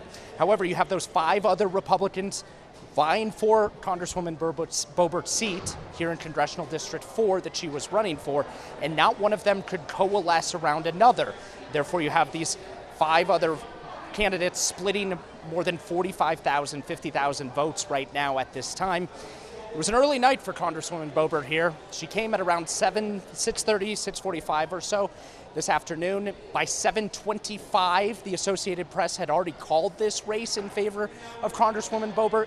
She spoke for a little bit and then said, hey, we're calling it a night. We've already won. Kyle, before she left, though, she did put on a signed Donald Trump MAGA hat and changed into Trump-branded sneakers. So if there's any doubt as to where the Republican Party is going, at least in CD4, there you go. That former presidential endorsement by Donald Trump, always front and center in this race. Kyle. She's truly the exemplar of the Trump model in Colorado, in the sense that, one, she professes complete allegiance to Donald Trump and his ideas. She also engages in his bombastic style. She regularly traffics in falsehoods and insults, as Donald Trump does. You have some other Republicans winning tonight, their congressional primaries, who are not that comfy with Donald Trump. Now, Gabe Evans took his endorsement in the 8th Congressional District, so he's going to be tied to Trump no matter what. I almost think it's going to be Democrats talking about that Trump endorsement more than Gabe Evans is for that district on the north side of Thornton up to Weld County. Jeff Hurd, not a super big Trump fan. He's going to have to kind of make peace with him and sort it out in that district. Jeff Crank, also okay with Trump. Trump endorsed his opponent, but it is going to be Boebert who is going to carry the Trump flag high and proud in Colorado. She remains the most prominent Republican in Colorado. Republicans, Democrats, unaffiliated are going to have different ideas about whether that is good or bad for our state. Back after this.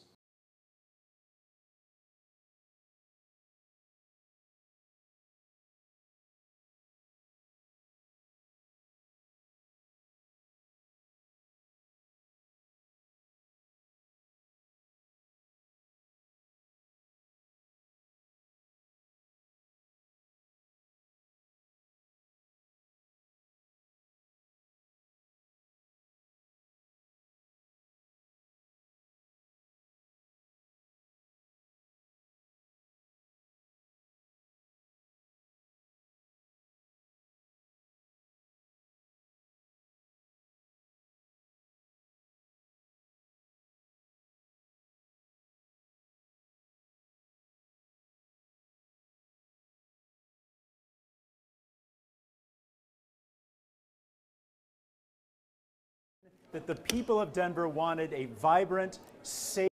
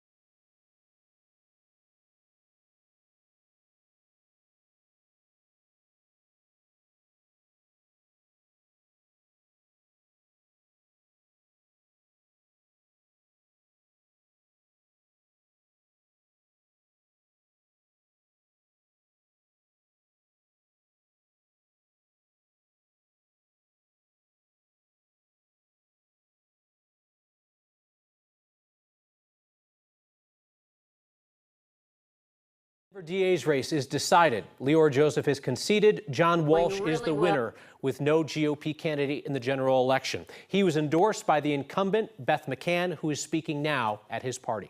I will now turn it over to our mayor, Mike Johnston.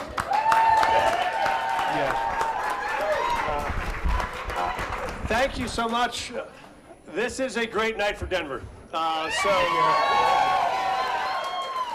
We couldn't be more excited about what we can do for the city over the next 4 years with tonight's results. John is going to be exactly the partner we need, with both, I think, an eye towards how we provide public safety around the city and how we find all the alternative ways we can to support people who have needs in all parts of the city. I will just say that I just came from a public safety town hall tonight.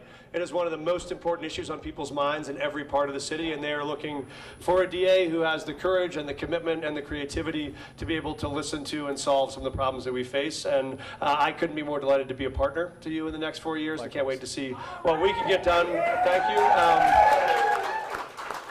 We are working hard and excited to work hard with Beth and now with John to make this the most vibrant, the most affordable, and the most safe big city in America, and can't wait to see you deliver that with us. So thank you. Thank you so much. That is Mike Johnson speaking at the victory party for John Walsh. Mike Johnson didn't endorse John Walsh. I would bet my life on it. I never heard about him endorsing John Walsh. He's not listed on Walsh's endorsement page. I'm texting people around the mayor now to be like, did he make some sneaky endorsement that we didn't know, or is he just showing up at the winner's party? Again, that's kind of interesting. I'm going to try to sort that out tomorrow, but I am pretty sure that Mike Johnson, the mayor, did not endorse John Walsh. Do we want to listen real quick? Because John Walsh did just win this. Let's listen in. Who have actively participated in this campaign, and thank you so much. But there are a couple of folks who I do need to call out. First of all, the team that was behind me who did such a spectacular job of making this campaign work, and that was Talon Clancy.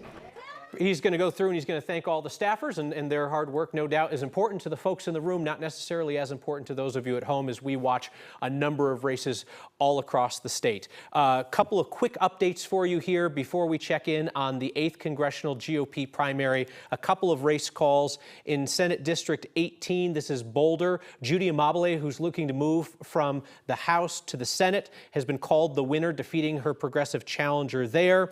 Over on the Republican side, incumbent Larry Liston has fought off a challenger endorsed by the Colorado GOP to hold on to his seat in El Paso County. And also in El Paso County, the 20th district, Jarvis Caldwell, a House staffer, has beaten his opponent, also endorsed by the Colorado GOP, to win that safe Republican seat. So if you're detecting a theme, tough night for progressives in Colorado, tough night for the leadership and the endorsees of the Colorado Republican Party. One such was running in the 8th Congressional District. That's Colorado's newest and most competitive, stretching from the northern suburbs up to Weld County. Our Janelle Finch is in Thornton with Gabe Evans' campaign, where he scored a commanding victory tonight over Janik Joshi, a long shot who has moved into the district for the race and then endorsed by the state Republican Party. Kyle, yes, as you can see, the party is still going on here because people have things to celebrate, and that is Gabe Evans securing that Republican candidate spot for the 8th Congressional District. So now he will be on the ballot come this November to take on incumbent Democrat Yadira Caraveo for that Congress seat. It was a really exciting night here. As soon as those results came in, announced by the AP, with that 78% majority, like you said, the crowd just erupted. We heard from Evans, who says that he wants to make the border security stronger. He wants to lower the cost of living, and he wants to make education more accessible. And he says that those are things that garnered support from a lot of people, including notable endorsements from Donald Trump, as well as support from Americans for Prosperity. He was just saying that all of the reasons that he's running are nonpartisan, making him a candidate for everybody. Like said, he took 78% of the votes this evening. So again, people here are still celebrating, even those results came in an hour plus ago. And yeah, it's going to be definitely, like you said, one to watch, has been one to watch, and will be one to watch since that race was so close back in 2022. So again, this is something that people will keep their eye on here in the Congressional 8th District. Janelle Finch, thank you for your great work from Thornton tonight. A couple of loose ends, one race that we haven't talked about in quite a while. This is the special election to fill the remainder of retired Representative Ken Buck's seat. 4th Congressional District. This is the district that Boebert's running to hold for a 2-year term. Republican Greg Lopez with a very easy 23-point win over the Democrat Tricia Calvarisi. What I said earlier, I'll say again. That is basically the same margin that Ken Buck won by. So for for Democrats who think that that is somehow a winnable race, it remains the most deep red congressional district in Colorado's delegation, and it doesn't look to budge an inch in that special election. We have yet to take a look at the picture at the CU Regent at Large race. This is the Regent seat that is a statewide seat. This race, too close to call. School attorney Elliot Hood, who's backed by some labor unions, currently leads by 6 points over Charles Johnson. You know CJ, he's the QB on the 1990 National Championship football team. He's currently a CU trustee, and he's a VP at Ball Corp. But that race, too close to call, that a Democratic primary for an at-large seat. In just a little bit here, I'm going to welcome in my colleague Kim Christensen, and we're going to roll over into 9 News at 9 with continuing primary night coverage. That will then roll into 9 News at 10. If you're watching us on 9 News Plus or on KTVD, stay put. We're going to keep updating you on the races tonight. As we take a step back and look at where the evening has taken us, it has been an utter disaster for Colorado GOP Chairman Dave Williams, getting drubbed in his congressional race and losing nearly all of the other races that his party endorsed in GOP primaries. Progressives in Colorado have also had a really difficult night, losing a number of races to well-financed centrist Democrats. Not a complete blowout. They're going to have 1, 2, maybe 3 wins to their name, but not the night they were looking for to move Colorado to the left. 9 News at 9 starts now.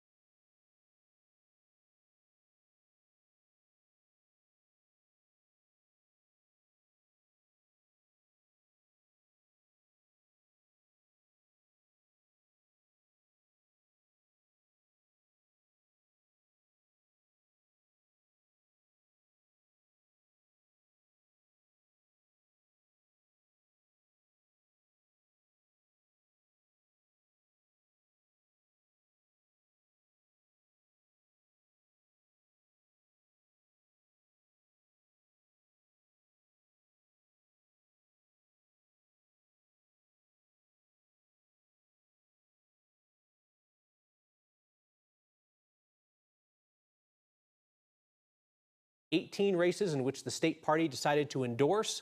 They have lost or are trailing in 14 of them." One of their endorsements being for Boebert, which was a given to begin with. She pulled them across the finish line on that one. Right. So they may get 3 wins out of 18 races.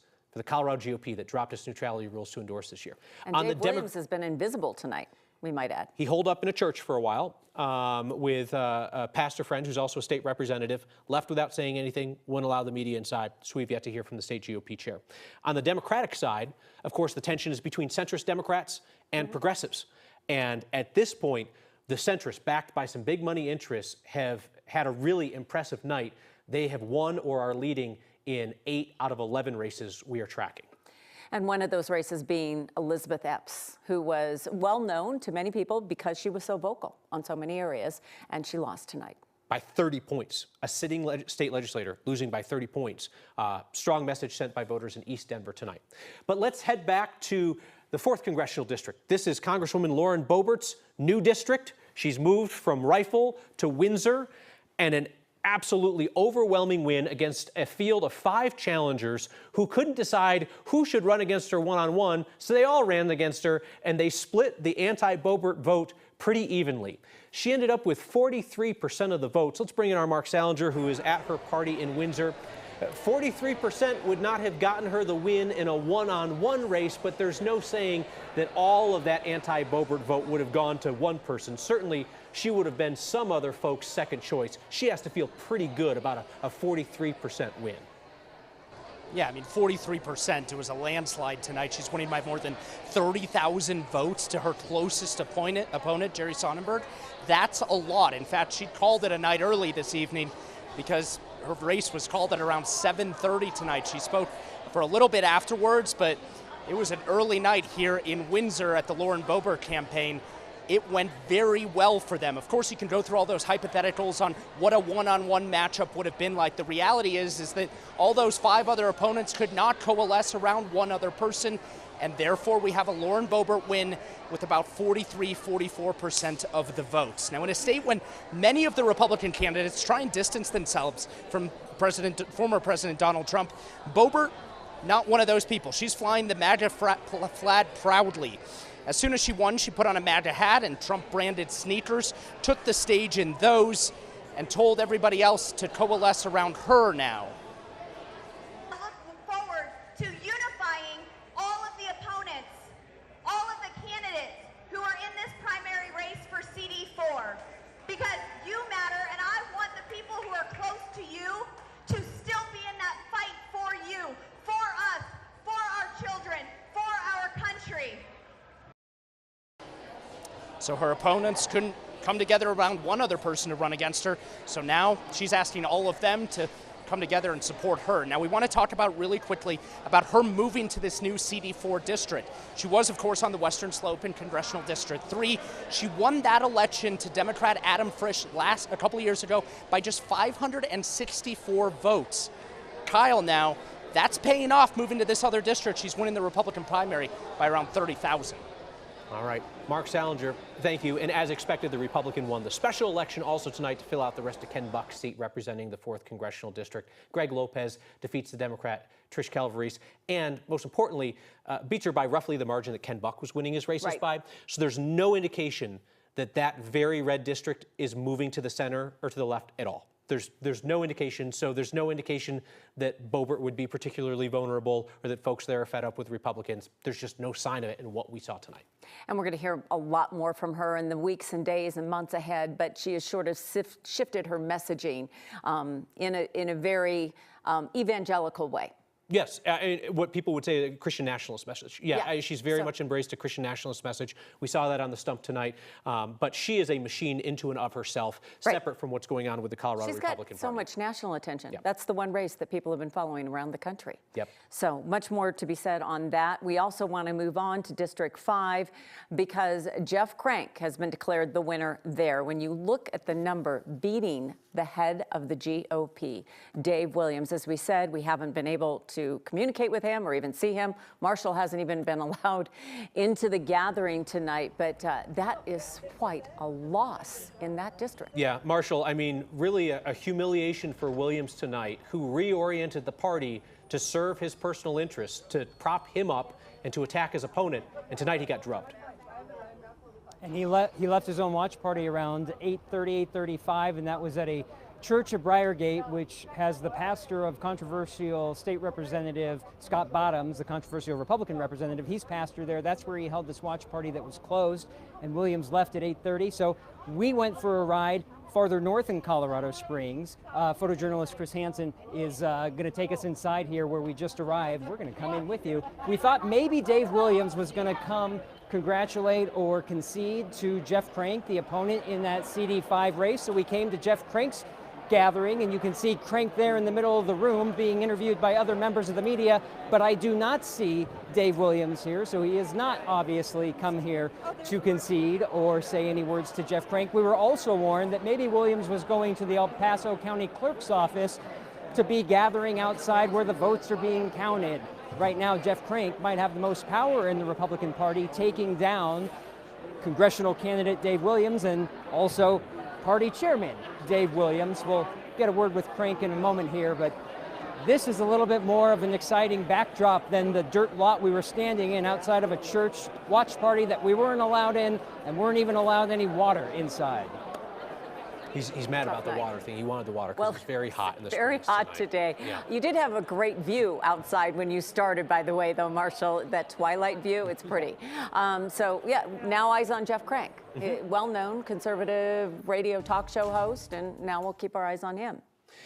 When we look at the situation in the Democratic Party, you have an ascendant progressive wing that's been taking more and more seats at the state legislature and pulling sometimes uncomfortably centrist Democrats, like the governor Jared Polis, to the left on issues, places that they don't want to go. Talking about things they didn't want to talk about. A ban on so-called assault weapons. Polis doesn't want it. A lot of centrist Democrats don't want it. But 2 years now, progressives have brought it forward, moved that issue a little bit to the left, moved that issue a little bit to the left. Well, tonight, centrist Democrats have had a big night, backed by a lot of big money, dark money, that's come into races around the state.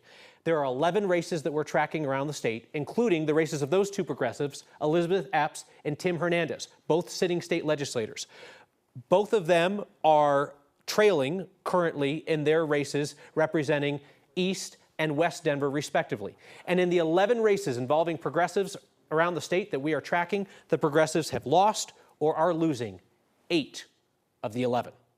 8 of the 11. Those two probably being some of the best-known names. Our Angeline McCall has been following this fissure within the Democrats' party tonight.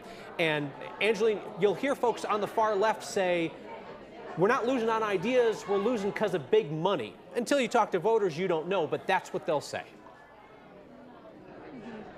Yeah, Kyle, we talked with Representative Tim Hernandez, and when those initial results dropped and he was trailing, he said only 800 votes, right, roughly. And he has optimism, right, for the next ballot drop. Next ballot drop came through pretty much unchanged in those results. And so what we're seeing here is, races that ultimately had a ton of money, not only in the months and weeks leading up to this, but also in the final days of this election. And so with Tim specifically here, right, in District 4, Tim Hernandez versus Cecilia Espinosa, this is a race that they have actually, done before, not necessarily to voters, but in a vacancy committee, and that committee voted for Hernandez. And so when you look at the results here, this is the first time really voters have their chance to say, are we as left, are we as progressive? And Hernandez will tell you that he is the actual progressive in this race, as we know that Elizabeth Epps is as well. And in that race, right, it is a significant trailing right there. And as far as the party, right, I asked Tim, I said, where does this go from here, right? When the future of the party, and he said, well, tonight's going to be that decider. If actual progressives, if true progressives, if this is the future of the party. And right now, like you mentioned, 8 out of 11 races. And so we have, a few more to look at, but looks like the majority of people are saying no to progressives as of right now, still with pending results for these races that we're talking about, District 4 and District 6. Sets up a really interesting scenario in 2 years when a lot more of these seats are going to be up, and centrist Democrats will look to hold the line. Angeline McCall, thank you. So we want to take a look at some of those numbers that Angeline was just talking about as well. Statehouse District 6, Sean Camacho, who is the winner in this race, well-financed centrist challenger. Oh, now we're seeing, the one that Angeline was just talking about was Tim Hernandez. Now it's Sean Camacho, winning by a large margin over Elizabeth Epps. But then we also look at the Tim Hernandez race, and again, we're talking about a the same kind of scenario, although it's a little bit tighter in his challenger, Cecilia Espinoza. So it's a little closer there, but both of those progressive Democrats having a difficult night. We also want to get a quick touch on our weather. Heat advisory for Metro Denver and Boulder. It just ended a few minutes ago at 9 o'clock. But we reached 100 degrees today, triple digits. DIA recorded 100 degrees for the first time this season. It also marked the first 100-degree day in Denver in June since 2021. In June, Kathy. And it's still in the 70s and 80s outside right now. It is calm, it is warm. That 100-degree day, the first of the season, actually not a record, believe it or not. The record was 105, set back in 2012. Average highs this time of year, how about 87 degrees? So you can look at the triple-digit numbers from Greeley, Denver, Pueblo, Lamar, and Burlington and see how far above average we've been. The heat advisory has canceled for now out of Denver, but continues across the central and southern plains.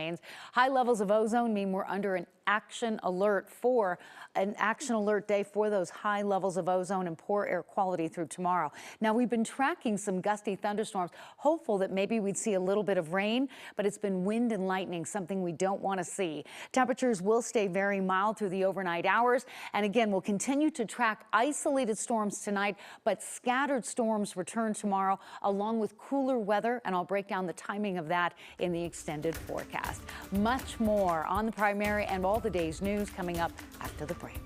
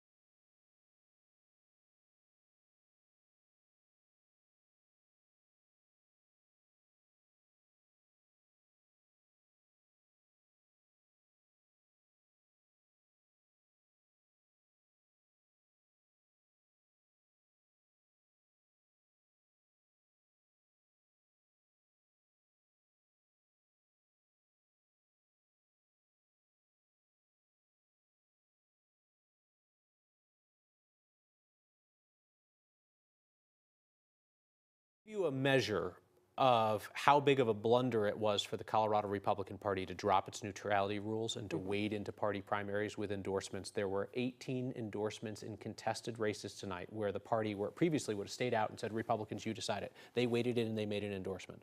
And their candidates have lost or are trailing in 14 of the 18 races. So again, this isn't Democrats saying we don't like the GOP. This is Republican primary voters, Republicans and unaffiliated if they want to vote, rejecting the choices made by the Colorado Republican Party. It's pretty astonishing. They're sending a message where they want the party to be. 14 of 18. One of the biggest losses tonight for a Colorado GOP endorsed Republican primary candidate was in the 8th Congressional District, in which the party endorsed a former state legislator, far-right guy named Janet Joshi, who moved up into the district from outside in order to run against Gabe Evans. Gabe Evans managed to successfully unite kind of the two sides of Republican politics these days. Donald Trump supporters, he's got Trump's endorsement, and Americans for Prosperity, the Koch brothers group, with the business group, which doesn't really like Trump all the time. Evans got endorsed by both of them, and he steamrolled Janet Joshi tonight by 56 points in what could be the most competitive general election, because now Gabe Evans takes on Democratic Representative Dr. Yadira Caraveo. It's a really interesting race that's going to shape up for November, and perhaps maybe he hit the magic spot for uniting both sides of that party. Well, he certainly got Republicans very united going in, which is not going to be the case for a lot. But he's going to face a very tough general election challenge. It's going to be one with a lot of money thrown at it. It's important to both sides in so many ways. We want to get to our Janelle Finch, who is in Thornton tonight, with a little bit more on that. Hey, Janelle. Hi, Kim and Kyle. Like you said, this was definitely an exciting night for Gabe Evans. He just secured his spot as the Republican nominee for the 8th Congressional District. He will now appear on ballots come this November, like you said, against incumbent Democrat Yadira Caraveo. The results came in a little less than 2 hours ago with 78% of voter support per the AP that Gabe Evans is the Congressional District 8 Republican nominee. Being a newer district, the race between Evans and Republican opponent Janet Joshi was one to watch. Evans had notable endorsement from former President Donald Trump and support from Americans for Prosperity, a grassroots movement that has publicly been against Trump. He says his reasons for running are nonpartisan, making him a candidate for everyone. With Donald Trump and Americans for Prosperity really kind of the two wings of the Republican Party, both aligning behind me, it's because I'm a big tent Republican. I want to fix the economy. I want to make our communities safe. I want to make sure kids get a good education. I want to make sure that we get our border secured. These aren't Republican or Democrat issues. These are American issues. Now, between Evans and Caraveo, this will be one to watch come this November. People in this district may remember that Caraveo actually won her spot in Congress by a margin of less than 1% back in 2022. So if it comes down to being that close this November, I'm sure people in this room will hope that it tips in Evans' favor. It will be probably the congressional race to watch. For all the talk about Lauren Boebert, all the talk about her old district, that race, Janelle's race, CD8, northern suburbs, Thornton, up to Greeley, Weld County. That'll be one to watch. Janelle, thank you for your work tonight. The voters themselves, they're so diverse. Yeah, again, newest district in the state, and it was designed in part to emphasize Latino representation, and you're going to have two people of Hispanic descent who are running in that race, Caraveo and Evans. Yeah, pretty evenly split, too. Yes. As far as Republicans, Democrats, and independents. Yep. Trump-Biden was a pretty even split, too, so that'll be one to watch for sure. Let's talk about the Denver DA's race. Let's. John Walsh has won that race. Leora Joseph has conceded the race to the former U.S. attorney under the Obama administration. This is John Walsh's second run for Denver DA. He ran 20 years ago, but this is a resounding win over Leora Joseph. An interesting race that didn't exactly split along traditional ideological lines for a Democratic primary. Both had some progressive and some more centrist or right-leaning endorsers, but John Walsh, the clear choice of Democratic primary voters. No Republican is running in the general election. Kelly Rinke has been covering this race for us, and she is standing by with Denver Mayor Mike Johnson, who did not endorse in the race, but showed up at Walsh's victory party to speak. Yes, showed up just a little bit ago before John Walsh made his victory speech. Mayor Mike Johnson joining us. Thank you so much. So you didn't formally endorse John Walsh, but you decided to come to his party. No formal endorsement. I did not endorse this race. I think for me, I'm here because one of the most important issues Denver faces is public safety, and we know to be successful at this, we need a great partnership with the next district attorney to make sure we're aligned on how we both enforce the laws, keep people safe, and give people access to other alternatives to criminal justice. And so we want this to be a great partnership, and excited for it to launch tonight. So if Leora Joseph had one, would you have shown up to her party? Yeah, I'm going to be there to work with whoever the right partner was. I think we are really excited about John. I've worked with him in the past. I know what his beliefs are and his commitments, and I think he can do a great job in this role. And he's aligned, I think, to our vision for a vibrant, affordable, and safe Denver. And so we're ready to get to work on how we can make that a reality, and I think this is a great opportunity for the city. John Walsh ran on a different platform than Leo or Joseph. He wasn't on the big change platform. He said he wanted to get into the office and see what was working, what was not working. But is there something that the Denver DA's office is not doing when it comes to prosecuting crimes that you think we need to do better at? I mean, for me, I have not engaged directly in the race or the politics, the policy. What we want is someone from the mayor's office who can be a partner in us thinking about how do we enforce on crimes that we know are causing real issues around the city, and how do we get people who are stuck in a cycle of the criminal justice system, get them out and into treatment. I think he can be a good partner on both for us, and so that's what we want for the road ahead, and I think he can be the great one to get that done. One of his key topics was addressing youth violence. Yes. How do you think Denver can be better about doing that when it comes to prosecuting Yeah, we crimes rolled out a involving big youth? set of priorities this summer. We started with the mayor's youth employment program, which is focused on getting 1,000 young people to work this summer to get them out of the criminal justice system and into progressive and productive work. We also think there's a good chance to be able to focus on early intervention on young people before they get into the criminal justice system. And so we know youth violence is an issue. We have a comprehensive approach. We want to work with the school district, with the city, and with the DA's office to make sure we align on that. And this is a great chance for us to start. So do you think it's more about focusing on diversion programs rather than, prosecuting youth? We think it's both. We know there are places where folks have committed crimes or been violent in the city, they have to be held accountable. And in places where people have made one bad decision, but they have the path to get their chance to get themselves on the right path, we want to help them do that. And it takes a combination of firmness and fairness, and we think that John's the right partner to get that done. Now that he's here, we want to help him. One more question. We're also at the watch party for Cecilia Espinoza. I feel like Denver voters are sending a clear message that they are, supporting the more candidates that have that more moderate position rather than the far left candidates. What would you say the message is tonight? Yeah, I did not endorse in that race, but I do think what we believe is the city wants progressive and pragmatic solutions on hard problems. I think we've done that on homelessness, we've done it on migrants, with a path to it on public safety. And I think the city's looking for partners that are doing the same things we're doing around focusing on the hard problems, delivering solutions, and not caring who comes to the table to work on it. And I think they're tired of people that are spending more time fighting each other than fighting the problems. We're ready to fight the problems. Appreciate you taking the time. Yeah, thanks for having me. Hey guys, back to you. Kelly Rinke, thank you for that. Excellent work in that interview. We should acknowledge, by way of a disclaimer, that the mayor's wife is a longtime employee in the Denver DA's office. Yes, she's a prosecutor. Yeah, she's a prosecutor, not elected. Does a lot of crimes against children and domestic violence cases. Yeah, her boss, DA McCann, endorsed John Walsh. Obviously would have put the mayor in a sticky situation if he had endorsed, but just so you got that disclaimer out there. It's 84 degrees in downtown Denver after a hot high of 100, the first of the season. But change is coming starting tomorrow. Along with a cooler weather trend, I'll have the details after the break.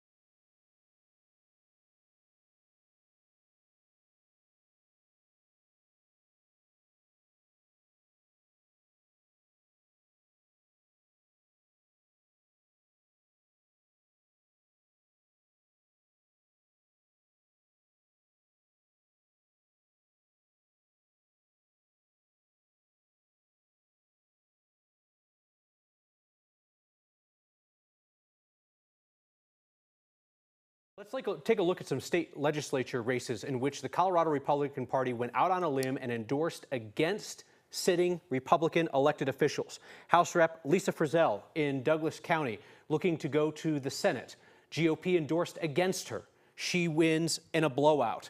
In the 10th Senate district, this is El Paso County, the GOP endorsed against sitting Senator Larry Liston in a three-way primary. The state party endorsed Rex Tompkins, who's so far from Larry Liston he can't even see him tonight. Let's move on to the next race. I forget which one it is. I'll look at the board and then we'll talk about it. This is Barb Kirkmeyer's race in Weld County. She is a sitting state senator. The state GOP endorsed against her, and she thumped that challenger this evening. Now to some House races. House District 21, El Paso County. Mary Bradfield, sitting incumbent. The state GOP endorsed both people running against her, and she blew them out of the water. And then finally, a much closer race. This is House District 43 in Highlands Ranch, in which Laura Thomas, who is a departing Douglas County commissioner, is running against Matt Burcham. He is endorsed by the Colorado GOP. He also has some more traditional Republican endorsements. So I think that might explain why here's one where the Colorado GOP's endorsed candidate is not getting blown out of the water, a race that is still too close to call.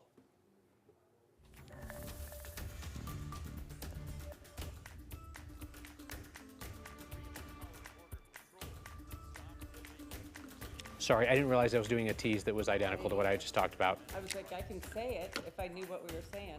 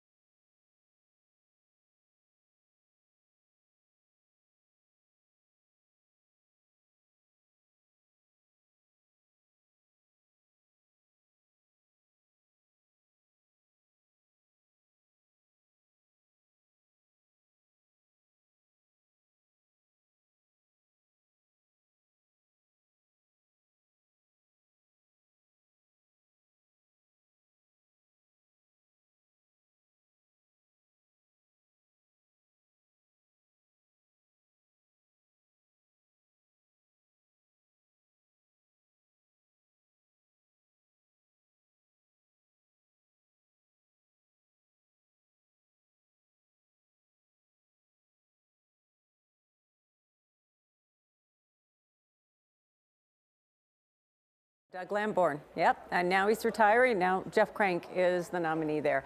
Okay, thank you, Marshall, and we hope the healing continues, and I hope you're drinking lots of water. Lots of water. You got water. You're inside now. I have water now. We have water. Oh, it's all good. Okay. Staying by here with Republican State Senator Barb Kirkmeyer of Weld County. You easily won your primary this evening. Congratulations. Thank you. You're up against a challenger who was backed by the Colorado GOP. It was one of a lot of losses that the state party took on endorsements tonight. What's a path forward for your party at this point when things are so splintered? The chairman has been humiliated. There are open calls for him to resign. What's a way forward? I think Republicans have nominated a great slate, people who truly want to go forward and govern. And I think Republicans are saying these are the people that need to come forward and start leading our party. We're known as the party of freedom, prosperity, and opportunity.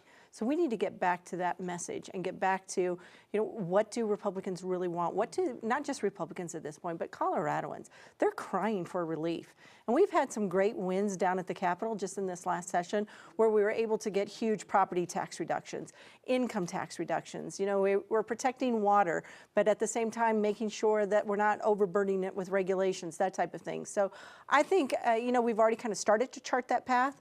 And now with this slate of Republicans, we'll be able to even push forward more, hopefully grow our party, unite our party. Everybody kind of gets together and campaigns together and starts talking and delivering the same message. To me, that's the way we move forward. We have truly got to figure out how we are going to govern in the future. It's not just about winning, but I think today Republicans are saying, look, we're tired of losing.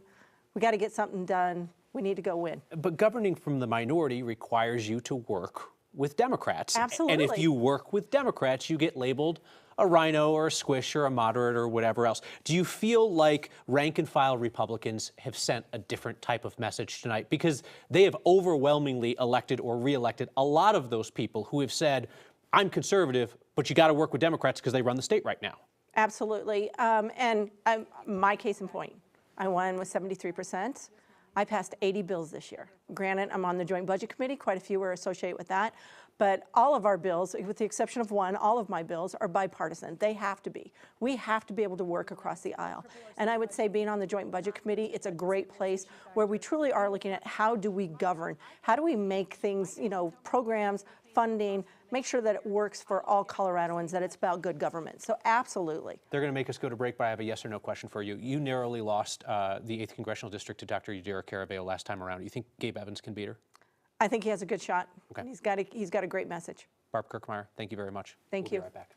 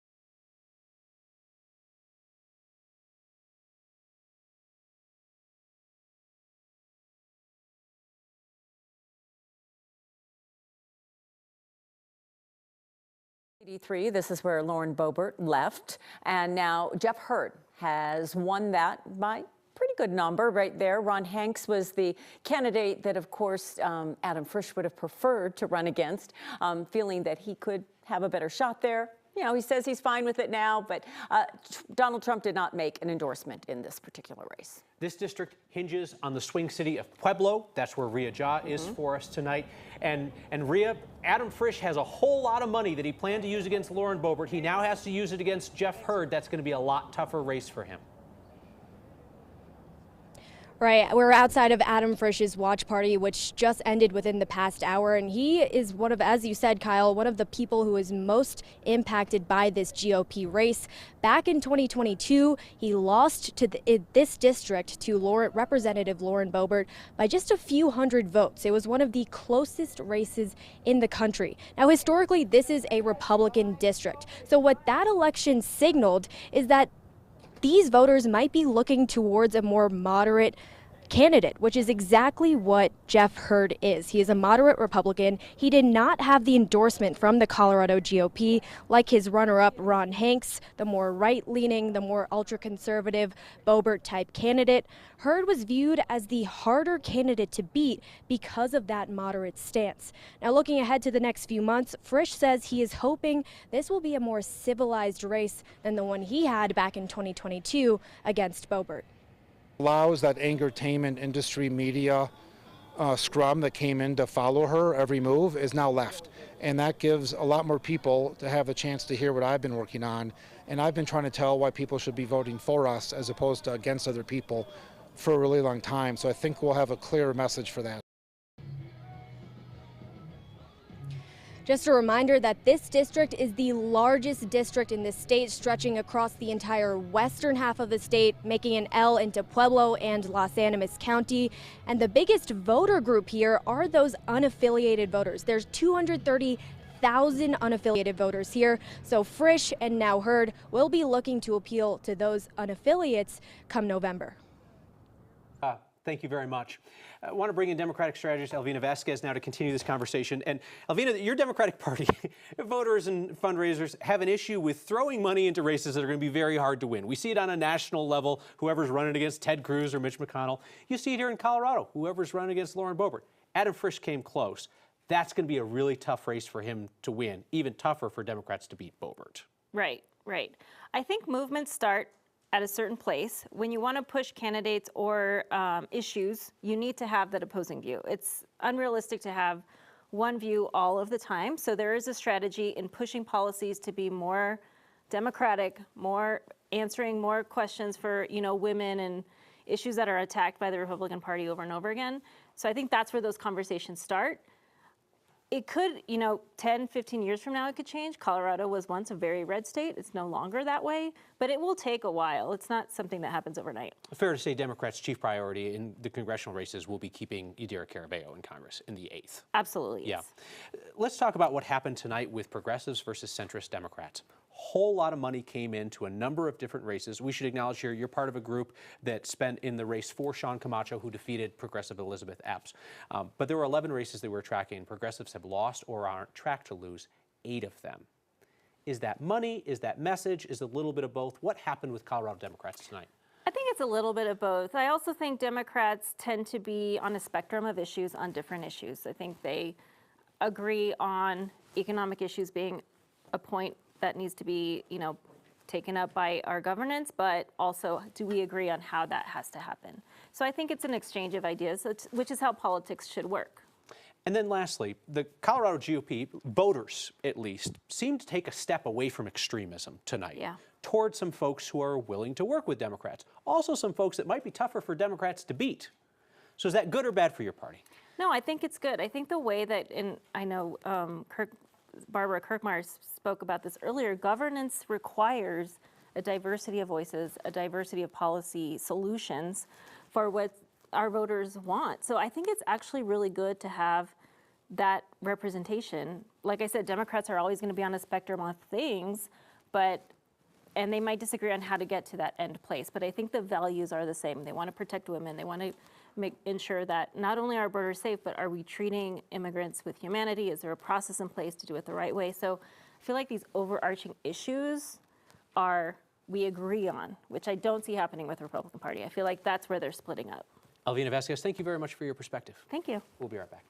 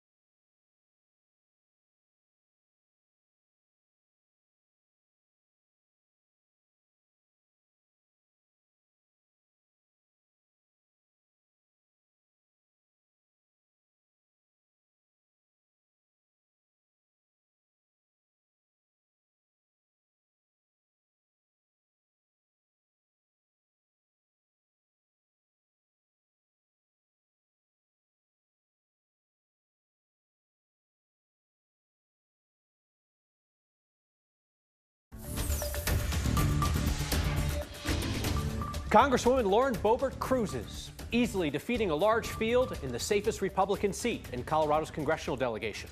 A disaster tonight for the head of the Colorado Republican Party and their hand-picked candidates. Big wins tonight for centrist Democrats, defeating more progressive candidates, including some of the most controversial voices at the Capitol.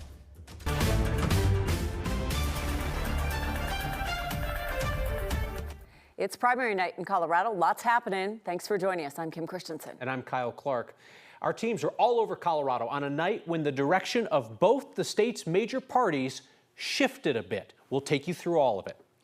We'll start with CD4. Lauren Boebert has won by a large margin, beating 5 other candidates. As you can see, no one else really came close. This is Ken Buck's seat that he is giving up and retiring, and she moved over to that district knowing it's a safe one for Republicans. Winning 43% of the vote, there's a good chance that she could have won a one-on-one matchup. But as our Mark Salinger, live at her party in Windsor, knows, that's not what happened. She faced a crowded field of folks who split up the anti-Boebert vote and allowed her a pretty early evening. Yeah, you can go through all those theoreticals, but the reality is she has about 43% of the vote and has almost 30,000 more votes than any other person that is running for this election. Now, obviously, there are supporters who are still here that we're just going to step out of the shot so that this man doesn't get on TV. But she is winning by nearly 30,000 votes right now, more than any other Republican to get into this race in a state where many Republican candidates try and distance themselves from former President Donald Trump. Boebert is flying his MAGA flag proudly. As soon as she won, she put on a MAGA hat, Trump-branded sneakers, took the stage. We also talked about those other 5 opponents in this primary race who declined to come together around one person. Boebert now told those opponents to, hey, come together around her.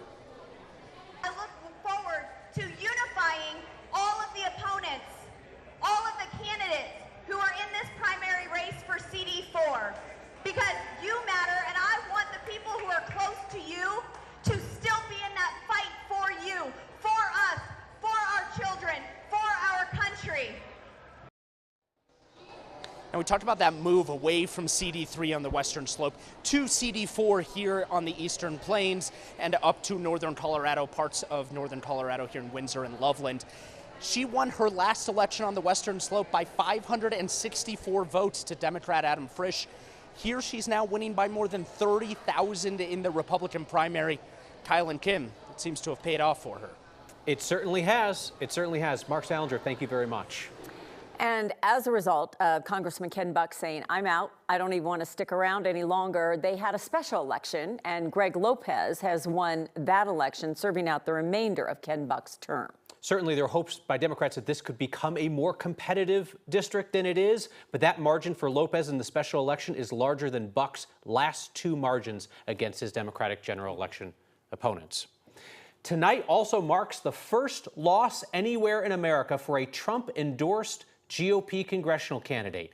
State Party Chairman Dave Williams went down in flames against Jeff Crank. This is the 5th Congressional District representing El Paso County. Dave Williams used party resources to boost his campaign, attack his opponent. A whole lot of outside money came in for Jeff Crank, and at the end of the day, this was not even close. Our Marshall Zellinger is down in Colorado Springs. Not only a disaster for Dave Williams, Marshall, in his own race, but in the 18 races in which the Colorado Republican Party picked one Republican over another, they have lost or are losing 14 of the 18. I mean, we started the newscast with Lauren Boebert, so he can hang his hat on that, but he is one of the losses of the 14 that are behind or losing. Jeff Crank here over my shoulder talking to a familiar face. Kelly Maher's down there. Jeff Crank defeating Dave Williams tonight. Dave Williams putting out not quite concession email that ends with, as chairman of the Colorado Republican Party, saying that he will remain chairman. I will continue this fight and work closely with tonight's primary winners from around the state. So I asked Crank just a short time ago if he wants the support of the man he just beat. I want the support of every Republican. It's time to heal the party. I'm not here to cast, fling arrows at other people or whatever. The primary is over. It's time to move on to the general. And the only way we win general elections is if we stand united. All right, Jeff Crank, as I mentioned. I mean, the question really is, do you want the support of someone who clearly didn't pick the right candidates when they said, here are the 18 Republicans we think Republican voters should select? In 14 of those races, the voters were like, nah, we're not interested. Kyle, I'll tell you that the race that we're overlooking is the Democratic race for Congressional District 5, which is separated by 207 votes right now. I say this in jest because whoever comes out on top, it's really not going to matter. This is so heavily red. Jeff Crank is likely the next congressperson for Congressional District 5. Absolutely. Folks want to run. They want to express their ideas. But at the same time, we should be honest with folks about how these races are likely to turn out in November, because at the end of the day, it's just math. All right, Marshall Zellinger, thank you so much. Difficult night for progressive Democrats in the state, facing some very well-funded centrist Democrats. Yeah, the Democratic Party is seeing how their things are shifting as well. When you talk about that, the progressives have lost 6 out of the 11 state Democratic primaries that we're tracking. Only 8 of the 11 have been called. One of the races that we've been watching carefully is in Statehouse District 6. This is East Denver. The incumbent is Representative Elizabeth Epps, one of the most vocal voices for ceasefire in the Middle East, and an outspoken voice for a number of progressive causes. And tonight, she loses big to Sean Camacho, who was endorsed by her Democratic House colleagues, by the House Speaker, and by the Democratic governor himself, the first time he's gotten involved to endorse against an incumbent Democrat. Now let's take a look to the west side, State House District 4. Far left state legislator Tim Hernandez versus another centrist candidate, Cecilia Espinoza. A little bit closer in this case, also a case where Hernandez says well-funded and well-financed by members of the business organizations on the Democratic side. Espinoza's lead has shrunk by 2 percentage points as later results have come in. Hernandez needs to close it a lot faster by the end of the evening if he's going to come out on top. He always says his voters come in and vote late. He thinks the young people show up late, so he's holding out hope. 100% true, but at some point, they got to show. Angeline McCall has been covering this rift for us between progressive Democrats and more centrist candidates, and you can't ignore the role of money in these races, Angeline. You cannot. And when we talk about money, we're talking big money. And something that Tim Hernandez said that was worrisome, but also something that, he said that organized people can beat organized money. And when we look at a hotly contested race here in District 4, we're here at the watch party. They're really looking at these results.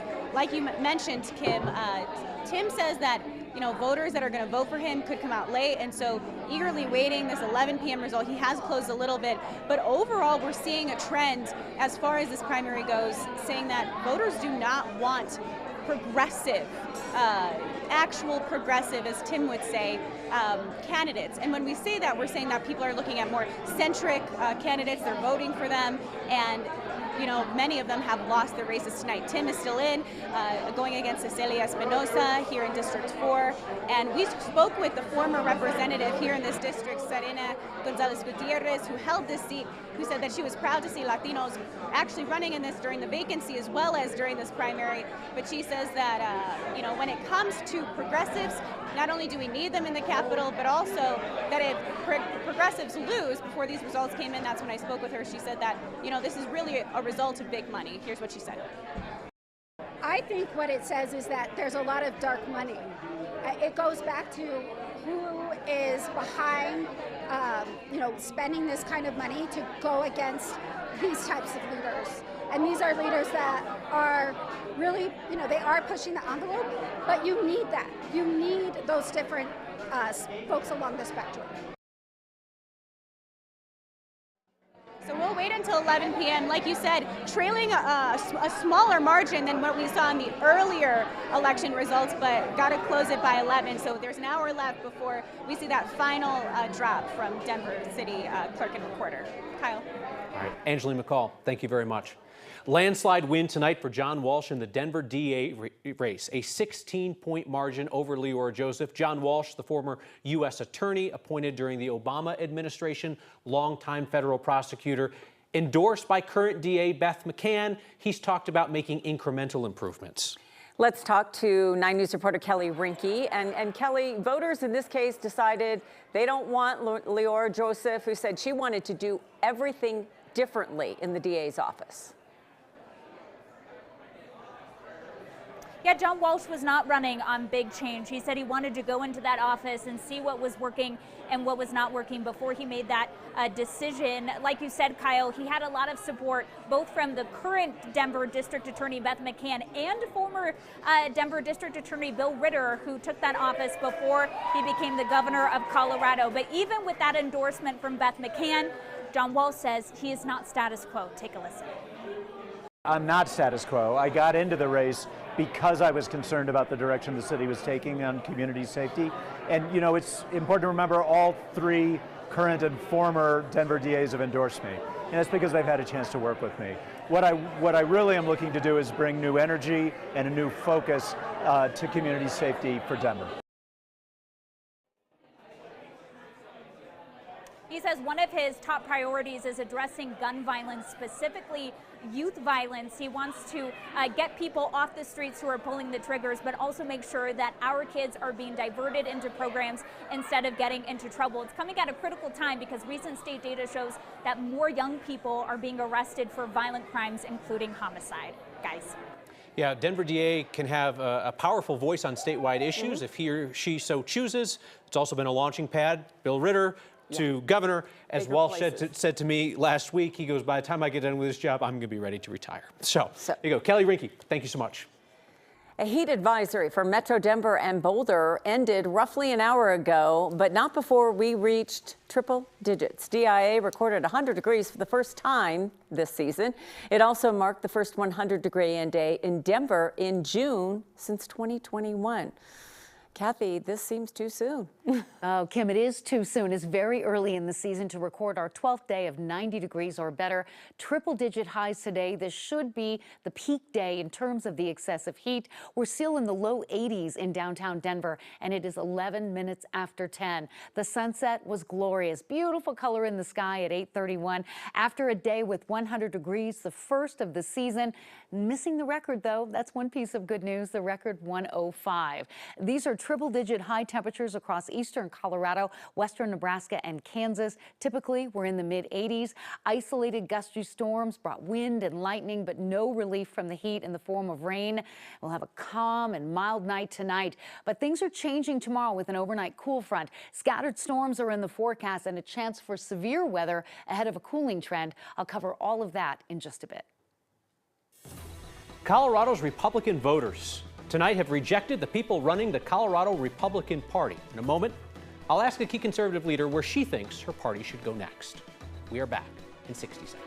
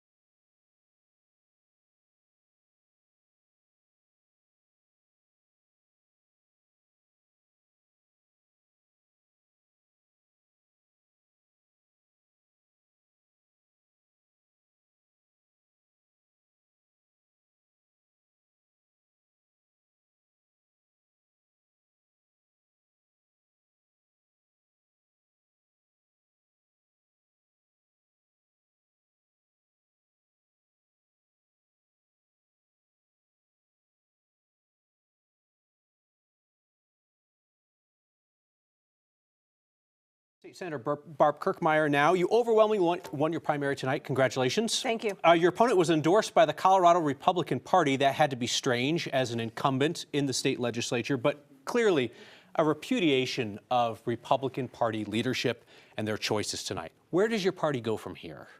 I agree with you 100%. Dave Williams was basically trying to burn the house down, and the Republicans have voted once again and put that fire out.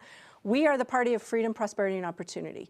I think, again, from my perspective, winning like I did and showing up and saying, look, I've been working with the other side. We've had, and we have to. We are in a minority, and in the House they're in a super minority. So we have to work with the other side if we want to get something done. I think Republicans have sent a clear message. They want Republicans who are going to go and they're going to govern. They're going to get us out of this frustration, this, where they're worried about their quality of life, where they want relief from property taxes, from income tax, from taxes just in general and regulation. They want a Republican Party that's going to come together, unite, heal, and say, we've got a message, we're going to go fight for you, we're going to provide relief, and we're going to do it here in Colorado. That idea of working with Democrats who run the state to get things done, put a target on your back and put a target on a bunch of other people's backs. But voters tonight remove that target from you and a whole bunch of other people. What does that mean for Republicans who might have thought, I'm not interested in being a part of this mess if that's where the party is headed? I think there were a lot of people who did that. When I was out walking and knocking on doors, people were telling me that. I'm like, don't give up hope. We're going to win this. We're going to bring back, and we're going to have a message. We're going to chart a new path for Coloradoans through the Republican Party. And I think they're going to come with us. I think when they see this tonight, it's overwhelmingly. You're right. He was decimated. I think he's doubling down, though, again.